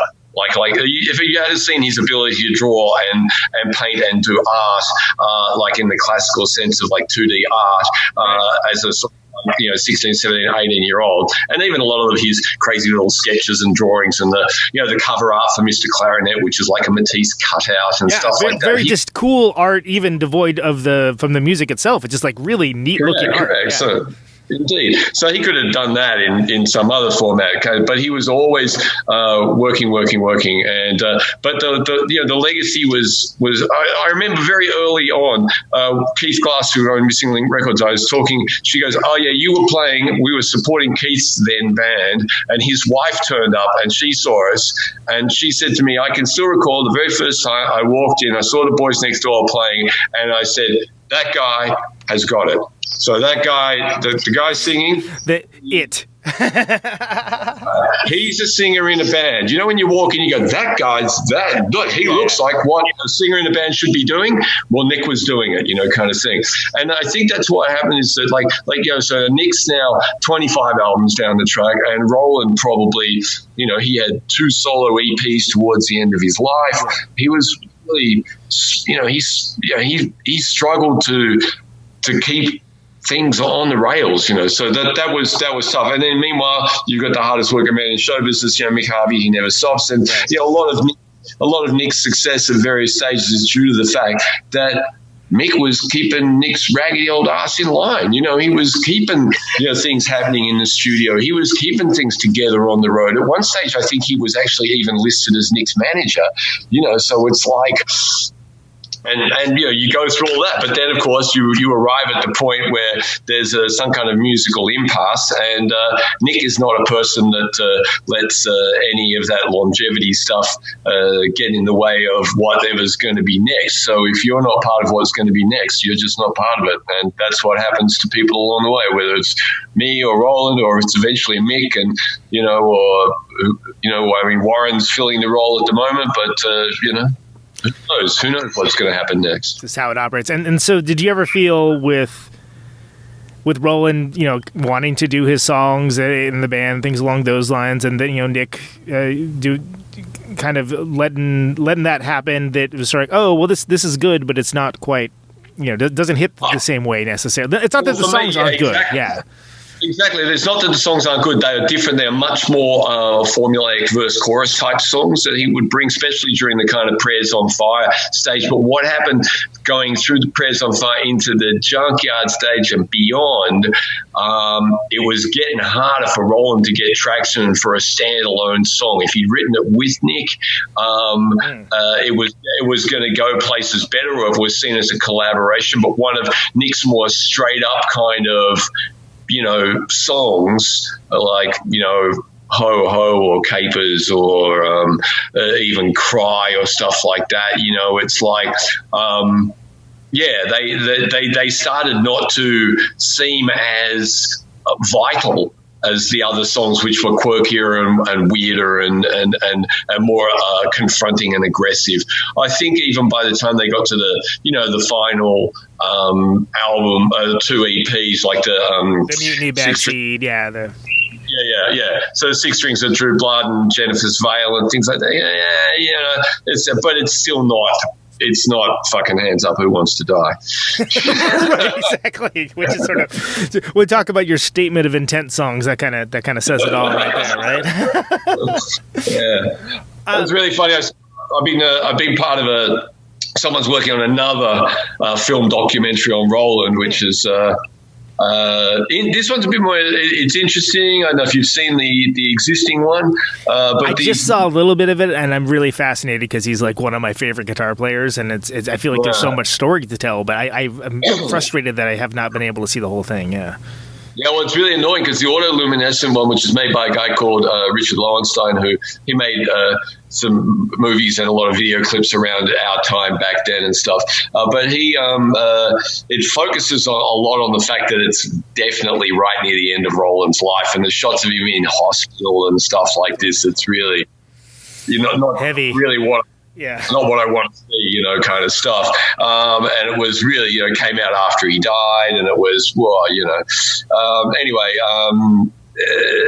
this one is funny because it is actually the jumping off point that got the other thing started. This guy started shooting this doco, and then it kind of got hijacked by Lowenstein, who was able to get finance because he had the record, and so it looked like it was going to be a much bigger thing. But the bad thing with the one that we're talking about, autoluminescent, it never got an international release. It only ever got released in Australia, and it only ever got shown on free-to-air TV here a couple of times, and that was it, right? So there's a lot of opportunity, but then everyone forgets about it, and they stop working on it. That project's over. They're on to the next one.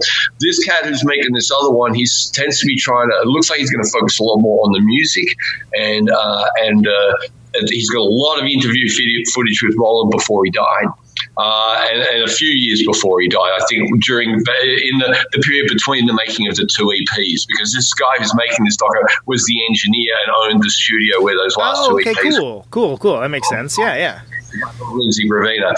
So Lindsay's making this doco, and he's been in touch with me, and I've been seeing some pretty interesting footage of Thurston Moore getting interviewed about the first time he saw Roland and things like it's really, really cool stuff when you talk about the depth of the influence of the band and of his playing and stuff.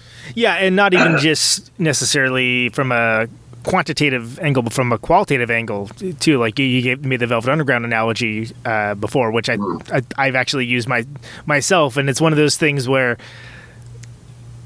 again, being in a band that tours and makes records as well, it's always like, you could roll into like a town and be like, oh, these guys like the birthday party, awesome. So then I know I could talk to them about it afterwards because it's like they've got the hallmarks because they've found these records that have maintained their vitality just by nature of being intense, weird rock records that don't sound like anything else. And the only real antecedent energy wise, really was the Stooges, and it's sort of like that only tells part of the story of what that band did. And it's so interesting to have so many different factors involved and so many different types of personalities, and to have something that that kids discover literally every year.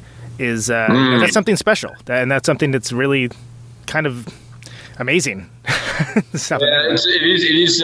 It's still also a bit of a. I'm always doesn't make you much money, but and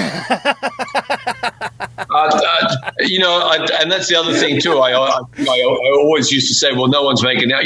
I made more money out of the birthday party since they broke up than I ever did when I was in it. You know what I mean? Because every time they do a re-release on something, the albums are all owned by us now, and they're all fully paid out. So like no one's owed any money on them except whatever it costs to manufacture them. It was great when everything came out on CD. Then everyone goes, oh yeah, right. But then now everyone wants everything re-released on vinyl again. So all these limited editions.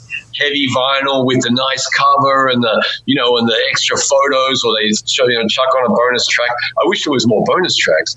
We just didn't record enough, Yeah. But it would have been nice to have more outtakes and things like that of things that we ditched. But tape just got reused. It wasn't that kind of thing. Yeah. Well, that was how it was done at the time. It wasn't. Yeah. It's like why would you keep this? You already made the record. That's right. Exactly. It's like, and the studio you would hold them for X, and they say, oh, and then they've got a band coming in on a demo deal. Well, you can reuse this 2-inch. It's just these guys. These guys just left us here. Losers. Yeah, they're starving him. Some noisy nonsense. Yeah. So, and I feel like and people listening to this are probably screaming at me about not talking about Junkyard yet, because we've alluded to it and we've talked briefly about it. From what I know of that, it was a pretty intense recording process. You guys started usually around midnight, kind of vampire style, like getting in on the time of others, right? Is that correct? Look, there's a few misconceptions about some of these kind of things. Back some in of the that days, myth making or something, or well, some of it's true and some of it's true and some of it's not. But like, for instance, often what you would do, back in these days, we're talking about studios, $1,500 to $2,000 a day plus engineer plus tape. That's an awful lot of money. I mean, Junkyard basically bankrupted our manager and his record company, ruined his marriage, and lost his house for him. So that's when you're financing a record because you really believe in the band. Well, he must have. Yeah, that's putting your money where your mouth is, for sure. Absolutely. But often what you would do is that, for instance, I remember during Junkyard sessions that Little River Band's equipment was in the main studio that we were working in. They were theoretically there maybe during the day, and we were there during the night, maybe, but not always. Like I remember early on, we were in Studio 2 and in Studio 1, Split Ends were in there, but it was great because all of their percussion equipment was there, so I was able to go, I'll do a bass overdub on this, like a big orchestra bass drum, because it's there. Yeah, because you have it available to you. Yeah, sure. That's absolutely right. I can't afford to rent it, but he's not going to know I'm using it. Besides, with Noel, the percussionist, was a good guy and a mate. But so there was a bit of that. But yeah, look, we worked crazy hours, but we worked when everybody was there and ready to go. Sadly, with Junkyard, we had some of the songs, but not all of the songs. 2 of the songs were recorded in England. We didn't finish the session. See, that album started to drag in the manufacture, in the actual recording process. So we'd come back. We had X amount of songs, but not enough to fill the album. Hamlet written in the studio. Consequently, that's why I don't play drums on it, because basically they had this part. Nick was working out on the piano. Tracy started playing on the bass. I couldn't get anything to go with it that was really working. Mick said, "What about this?" Everyone said that fits, and I said, we all said do it, because the clock is ticking. Yeah, because you're sitting there with the death clock going of. That's right. We also had a couple of interesting incidences during that session. you're familiar with giant recording consoles with masses, 3 or 4 rolling chairs and racks of gear either side. It was a beautiful studio, the best studio in Melbourne Keith had rented for us. And Tracy's there in full regalia, as previously described, with brand new boots with spurs. And he has a beer in his hand, decides to put his boots up on the edge of the recording console, which is this lovely padded edge that you lean against. But oops, no, the spurs make a big hole in the padding on the desk. So there's an additional, $500 to reupholster the front of the bloody recording console because Tracy put his... He brought these spurs in on his boots. Had to have the spurs. Complete the look. But I do recall we built a really kooky hybrid drum kit, Tony and I, for that, where we taped a whole lot of drums together to make these really long toms. And,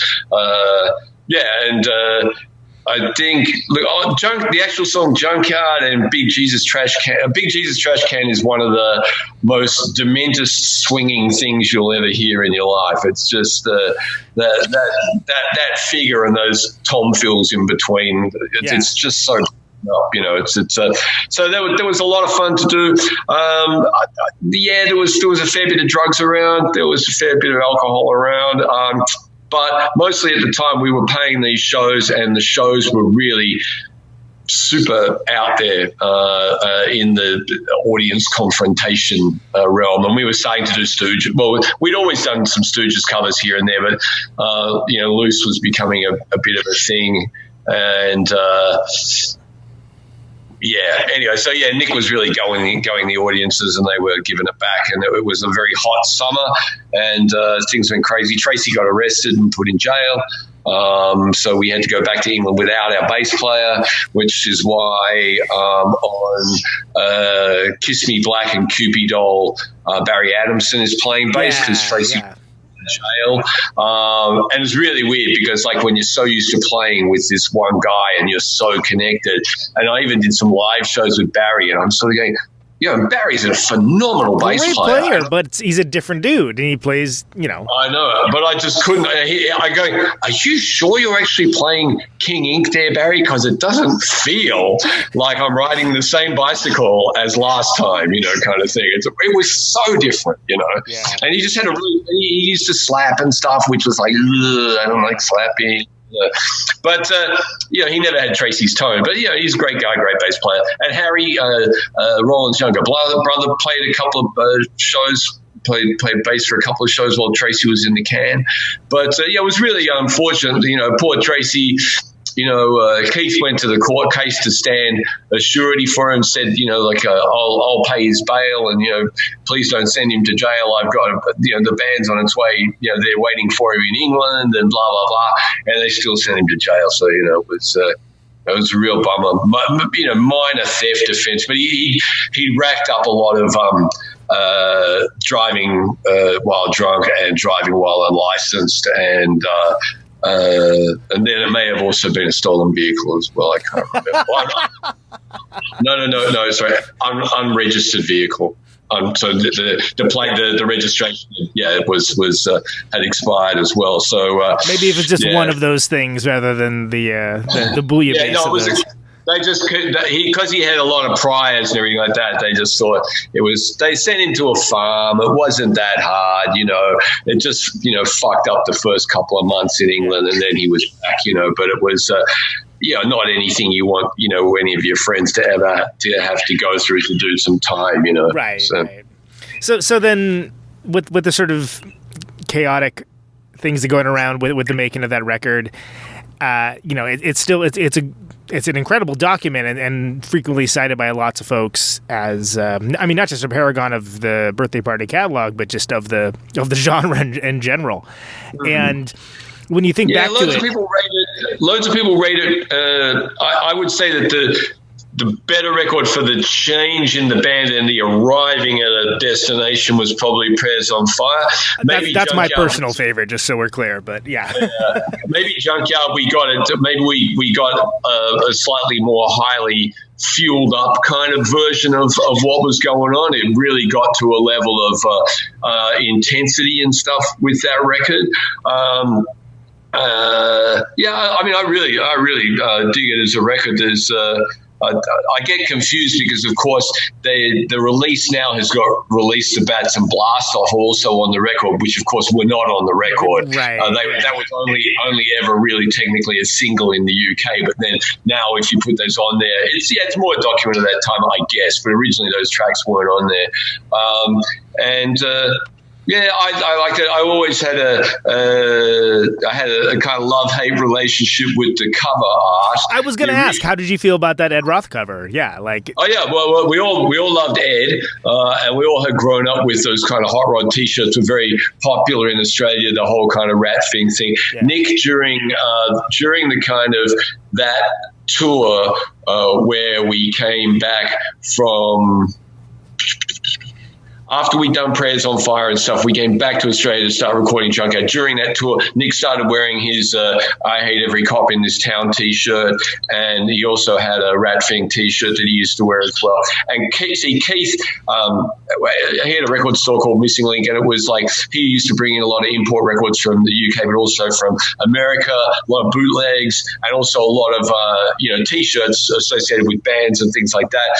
But there was someone in America was doing reissues of the old Ed Roth T-shirts. He bought a bundle of those, and Nick really loved them and got it from him and started wearing that T-shirt. And so Keith was very well connected with people in America, and he said, I reckon I could find Ed Roth.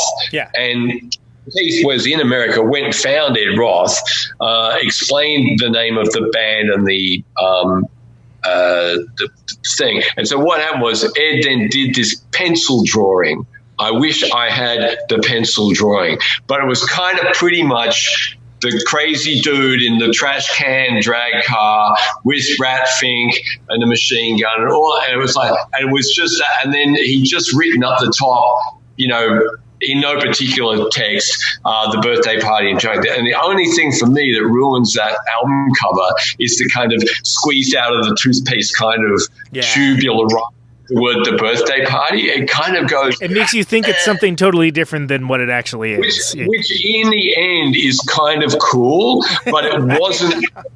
And the other thing too is we weren't expecting that level of coloration. But what happened was Ed was working at a place called Knott's Berry Farm, and he was doing all of he wasn't doing that. He was like drawing cartoon characters for this kind of like nice family fun fair type joint based around jam. Is that right? Is it jelly that they make? Yeah, their predominant thing that caused all of it to happen was around the jams and jellies, and then they later adopted the Peanuts family of characters in an attempt to make it their version of Disneyland because they're located very close to each other. So they bought into gotcha. Yeah. So they had all the Schultz characters as well. Yeah, anyway, so but we saw the pencil sketch and thought that was great. But Ed had like a coloring in artist. So basically he'd draw everything like that. And then he but then he'd give it to another guy who did all the coloring and the airbrushing and stuff like that. So that's kind of what happened to that front cover. But then we get the actual cover art sent to us from America and we go, whoa. Not quite what I was thinking, but we were, no one was going, no, we're not using it. We were going, yeah. I mean, it's still. It was like the original, and I do remember the original drawing. I don't know if Ed Roth still had the original drawing because what Keith brought back from America was basically he'd photocopied it all in sections and then he kind of like sticky taped it all together to go, here's the drawing because it was too big to be one copy. You couldn't take a photo with your phone then, by the way. Right, yeah. For the younger listeners and viewers, yeah, that's So that's how that came about. And the cover was the back cover was fine. The in sleeve and all the other information, everything was totally cool. I think the one thing that I would also like to mention in the midst of both the Prayers on Fire and the Junkyard sort of period of the band is there was like the various muses of the musicians and stuff that were involved in the thing, and I always thought it was very good that unlike some other people who have had records that they've made where the lyrics or the music or anything like that has come from their significant other or anything, where they still just go Jagger Richards, or whatever. I think it's always good that on the insides of those records, people like Anita and Genevieve and Katie and that people are always credited, they get to whether be, they was for being there kind of thing, or whether they actually did, write the lyrics for something, like. I don't know. Was it a Dead song that Anita wrote? I think it was a Dead song, and it's interesting too because and I think that was a prequel almost to with that individual crediting towards like the greater thing that happened more towards like the 80s post-punk stuff of people. Putting thank yous to like fellow bands, like fellow travelers and stuff, which for folks like myself was you would get a record of a band you like, and then who did they thank in here? Like who else is here? And then again before Wikipedia, and where you could just like there you go. Well, that's why of course we all grew up in. That's why we grew up in record stores, poring over any kind of liner notes, because if all of a sudden. So who's the girl who's singing on this Led Zeppelin record? Yeah. What's that? She's in a band called Fairport Convention. Yeah. Or what a Fairport Convention sound like? They're all folky kind of stuff. They've got this cool guitar player. What's going on there?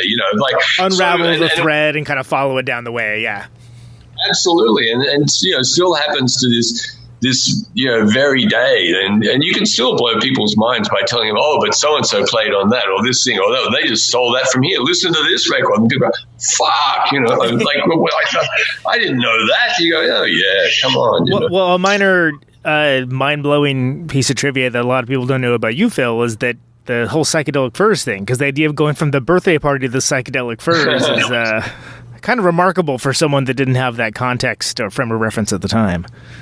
Yeah, it was interesting. What happened was, so I was out of the birthday party. So what happened was we'd just come back from Europe, and we'd done a gig in we'd done a television show in Holland, and they wanted, had we mimed, and they wanted us to sync the music. Anyway, I went out to some studios in Ealing with Mick Harvey, and we were mixing something from some live tapes or something from Europe. And we broke for lunch or coffee or something like that. And I'm sitting there with Mick, and we're talking about how the band's going to move to Berlin. And I'm going, I'm cool to go and tour in Berlin, but I really prefer living in London. And so I'm happy to just to and fro on the train and stuff, come in, do the recording. He goes, no, Phil, you don't seem to be understanding what I'm saying here. The band is going to Berlin. Right. That's the statement of intent. This is a thing that's going to happen. But you are not. But that's you are staying in London, aren't you? Right. Okay. So look, the Fix have been in for a little while, but that's all all historic type stuff. It's all cool. And what happened was I was basically going to go back to Australia and either regroup, go back to see my girlfriend, all that kind of stuff. We had thoughts about getting married and junk, and so basically I was. Biding my time. The last gig we played at the venue, we had a sold out house with no overhead. We took the entire cash pot after we'd paid for the mixer and a few things, and basically just split it 5 ways. And I came out with quite a few £100, and that was certainly enough to get me home. So I was kind of gearing up for that kind of thing, and I got at the very last gig, Richard Butler and John Ashton from the Psychedelic Furs were at the show, and they came backstage afterwards, and there was a bit of a funny exchange between Richard and Nick, where Nick put his cigarette out in Richard's drink, and so it was normal.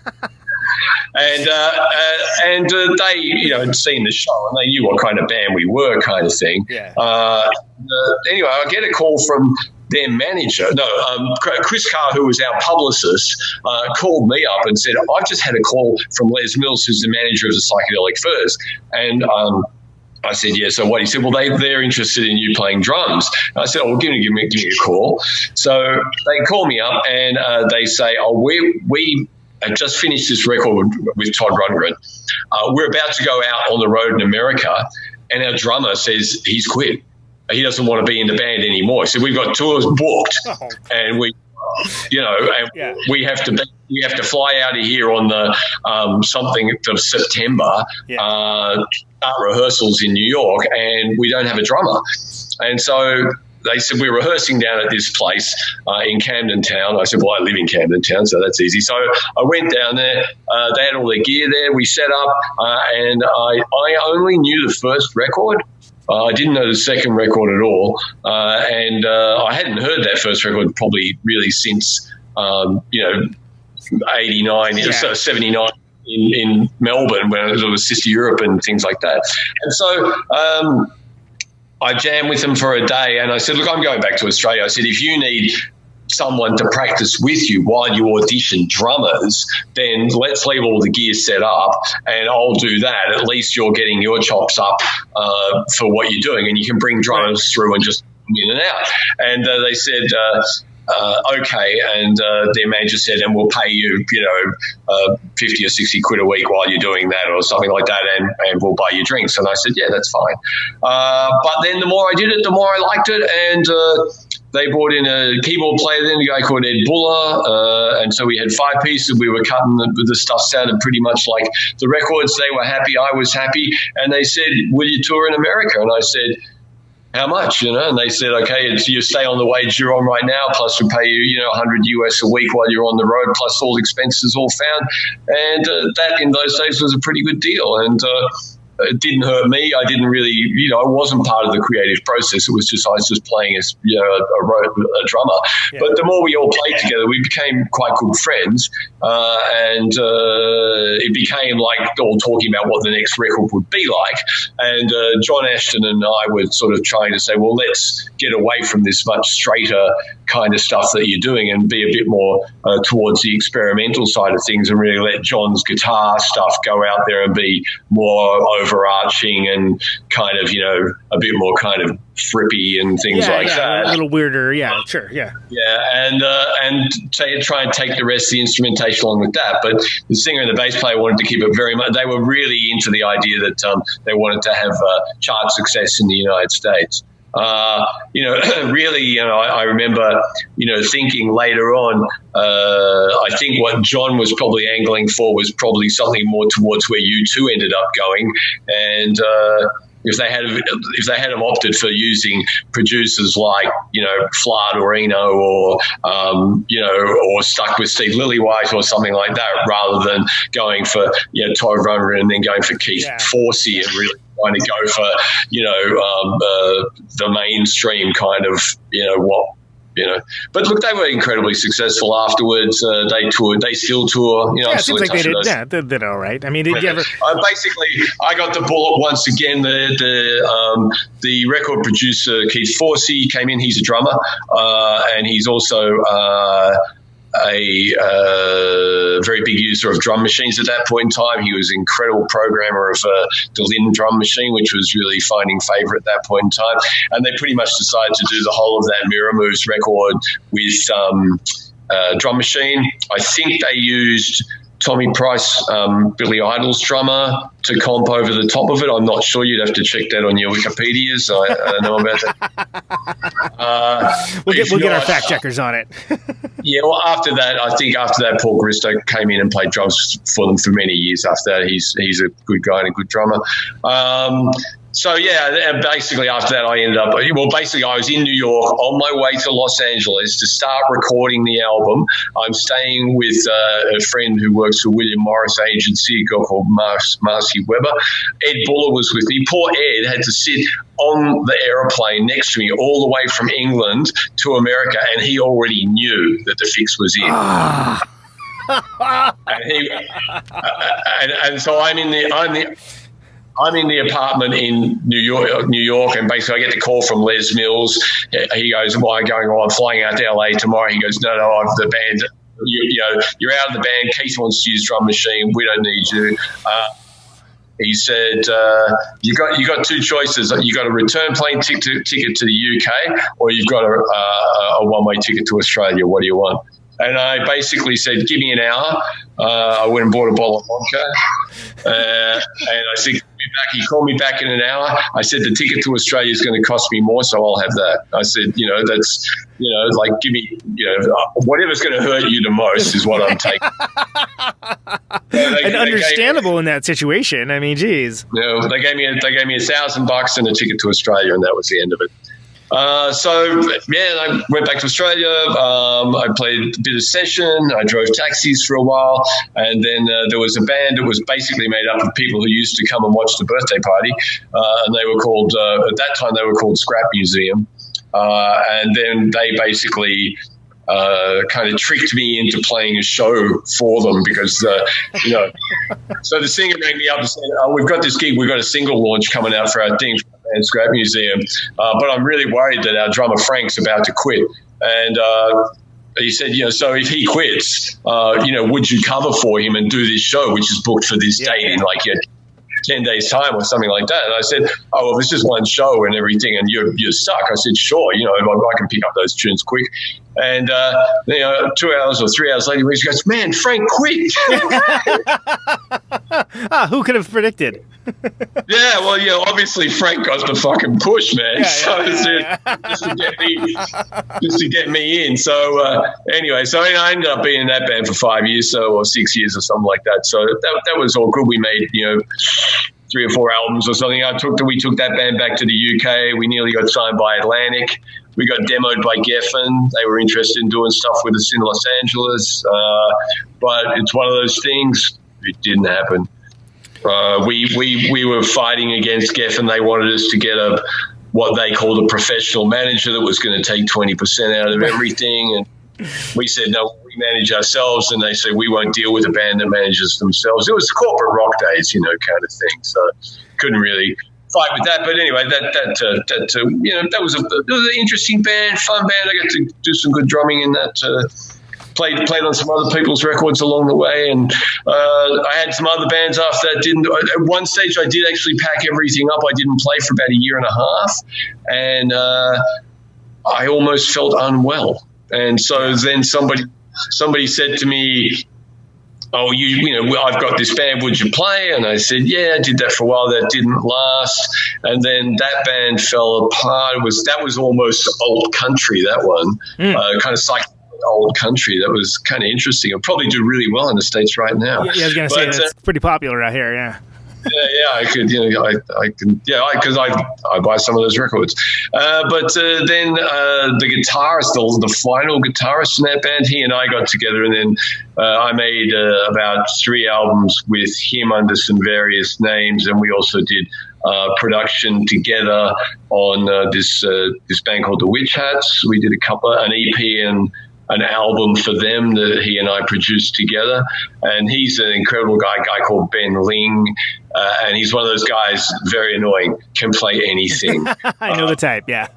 Let's put some banjo on this, or it's a mandolin, I'll play lap steel on this, or no, this one's like a heavy rock, so this one's really fast. You're not going fast enough, Phil. I said faster, it's like, this is like freaking, so I mean, I've never not played except for this one time where I didn't play for about 18 months, and it still brings me a lot of joy. I can't think of anything that's more fun than being together in a room with half a dozen other people and a cold 6-pack of beer and playing music for 3 or 4 or 5 hours trying to work out a song. I couldn't tell you anything that's more fun, and the bit, especially if it's an original song where something really comes together and it fires, and you can see this song is really coming, and you get this kind of tingle down the hairs on the back of your neck go up, and you go, this is really fucking, I'm feeling it now just talking about it.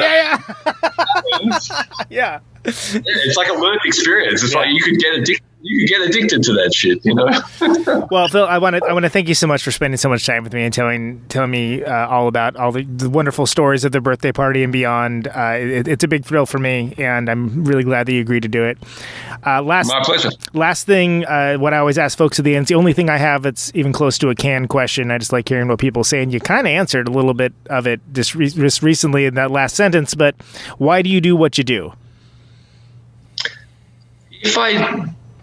if I didn't play music, I seriously, I think I would feel incomplete.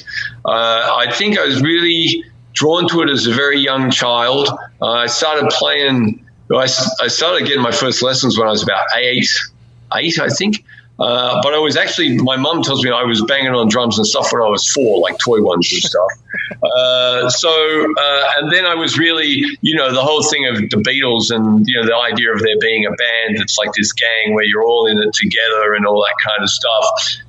I'm still really incredibly down on the current trend for people to be in 8 or 10 different bands at once. I think you've got to dedicate your heart and your soul and every piece of your waking day and your thought processes to the music that you're making at that point in time. I think that if you, it doesn't seem real to me. I reckon if you're in a band, it's almost like being in a gang. You should have a matching jackets with the name on the back, and you should exchange blood through cuts on your wrists and things like. Sure. Yeah. It's got to be almost that mentality. You're going to be a jet all the way from your first cigarette to your last dying day. So that's why I do it. I don't want to ever stop.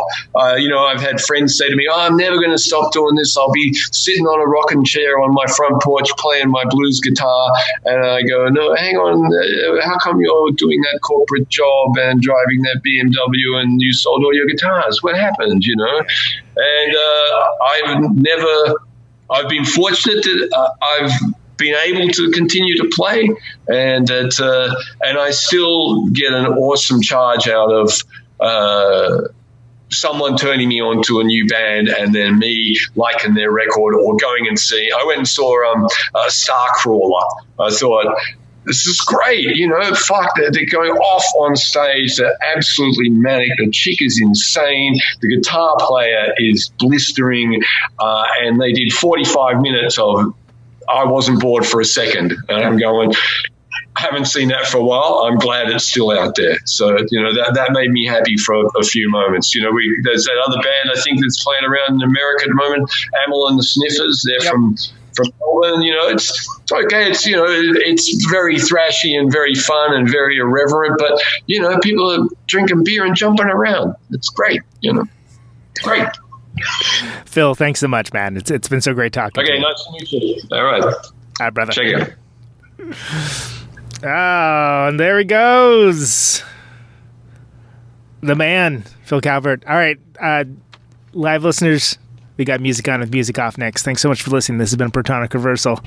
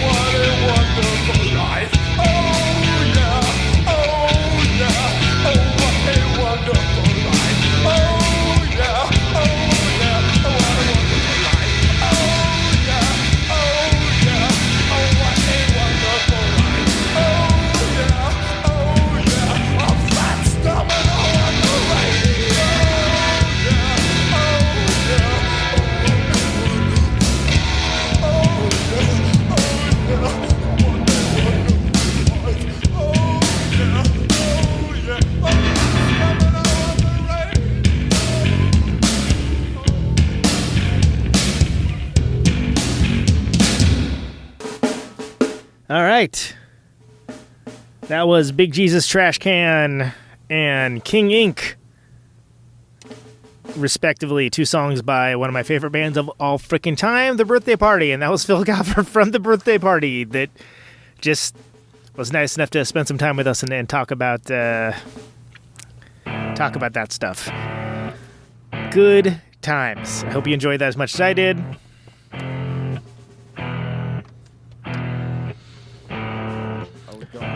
The name of the show is Conan Neutron's Protonic Reversal. The show airs on radionope.com. Let's see, yes, the Nope.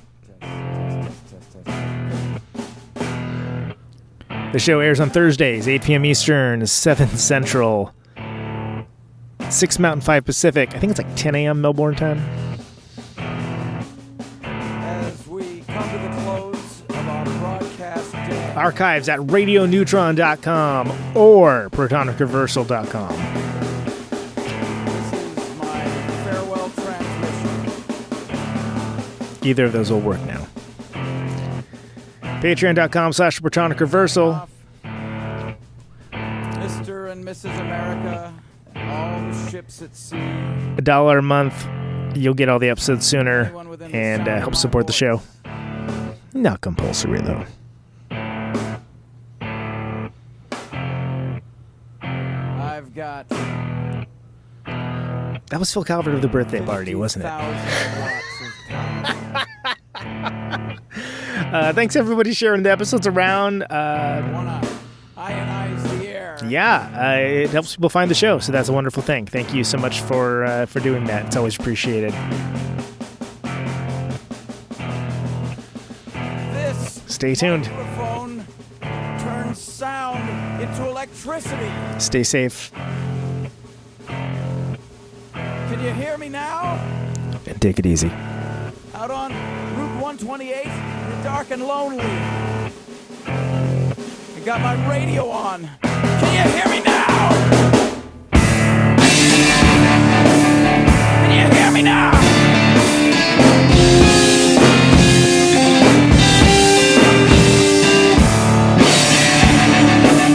Can you hear me now?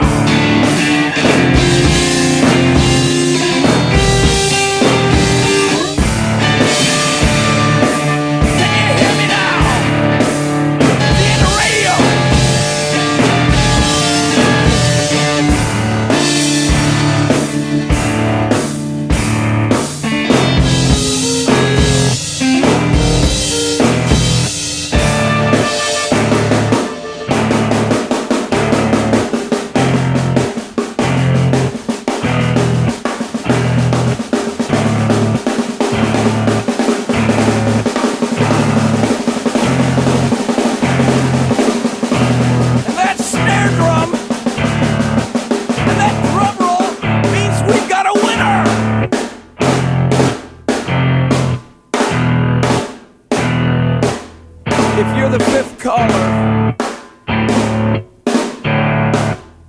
or any caller at all,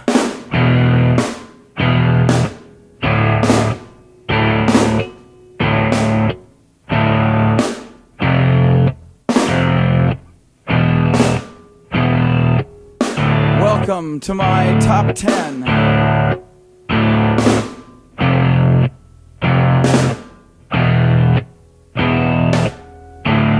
I'd like to thank our sponsor. But we haven't got a sponsor. Not if you were the last man on Earth. She was prepared to prove it. This one goes out to a special girl.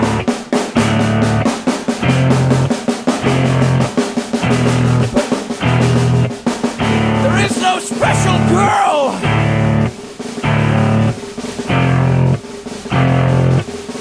It's the end of radio. The last announcer plays the last record. The last what? Leaves the transmitter. Circles the globe in search of a listener. Can you hear me now?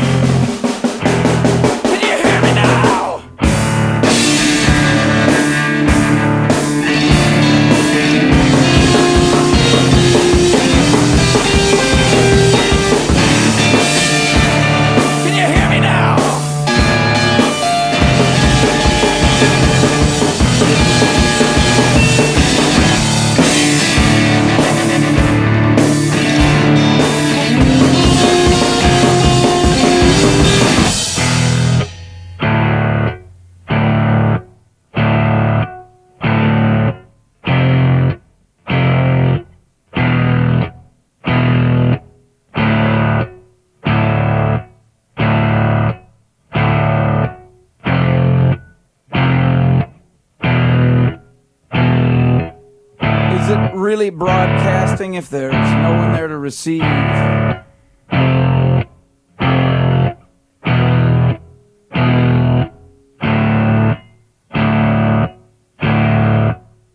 the end of radio. As we come to the close of our broadcast day,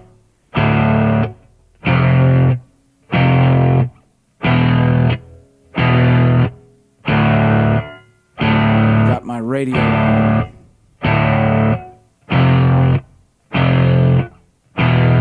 Can you hear me now? Can you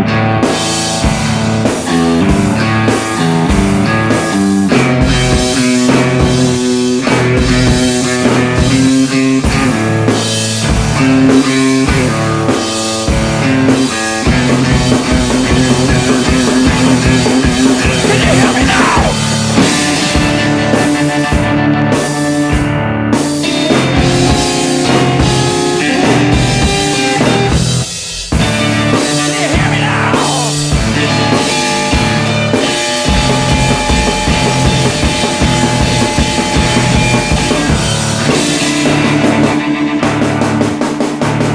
Mm-hmm.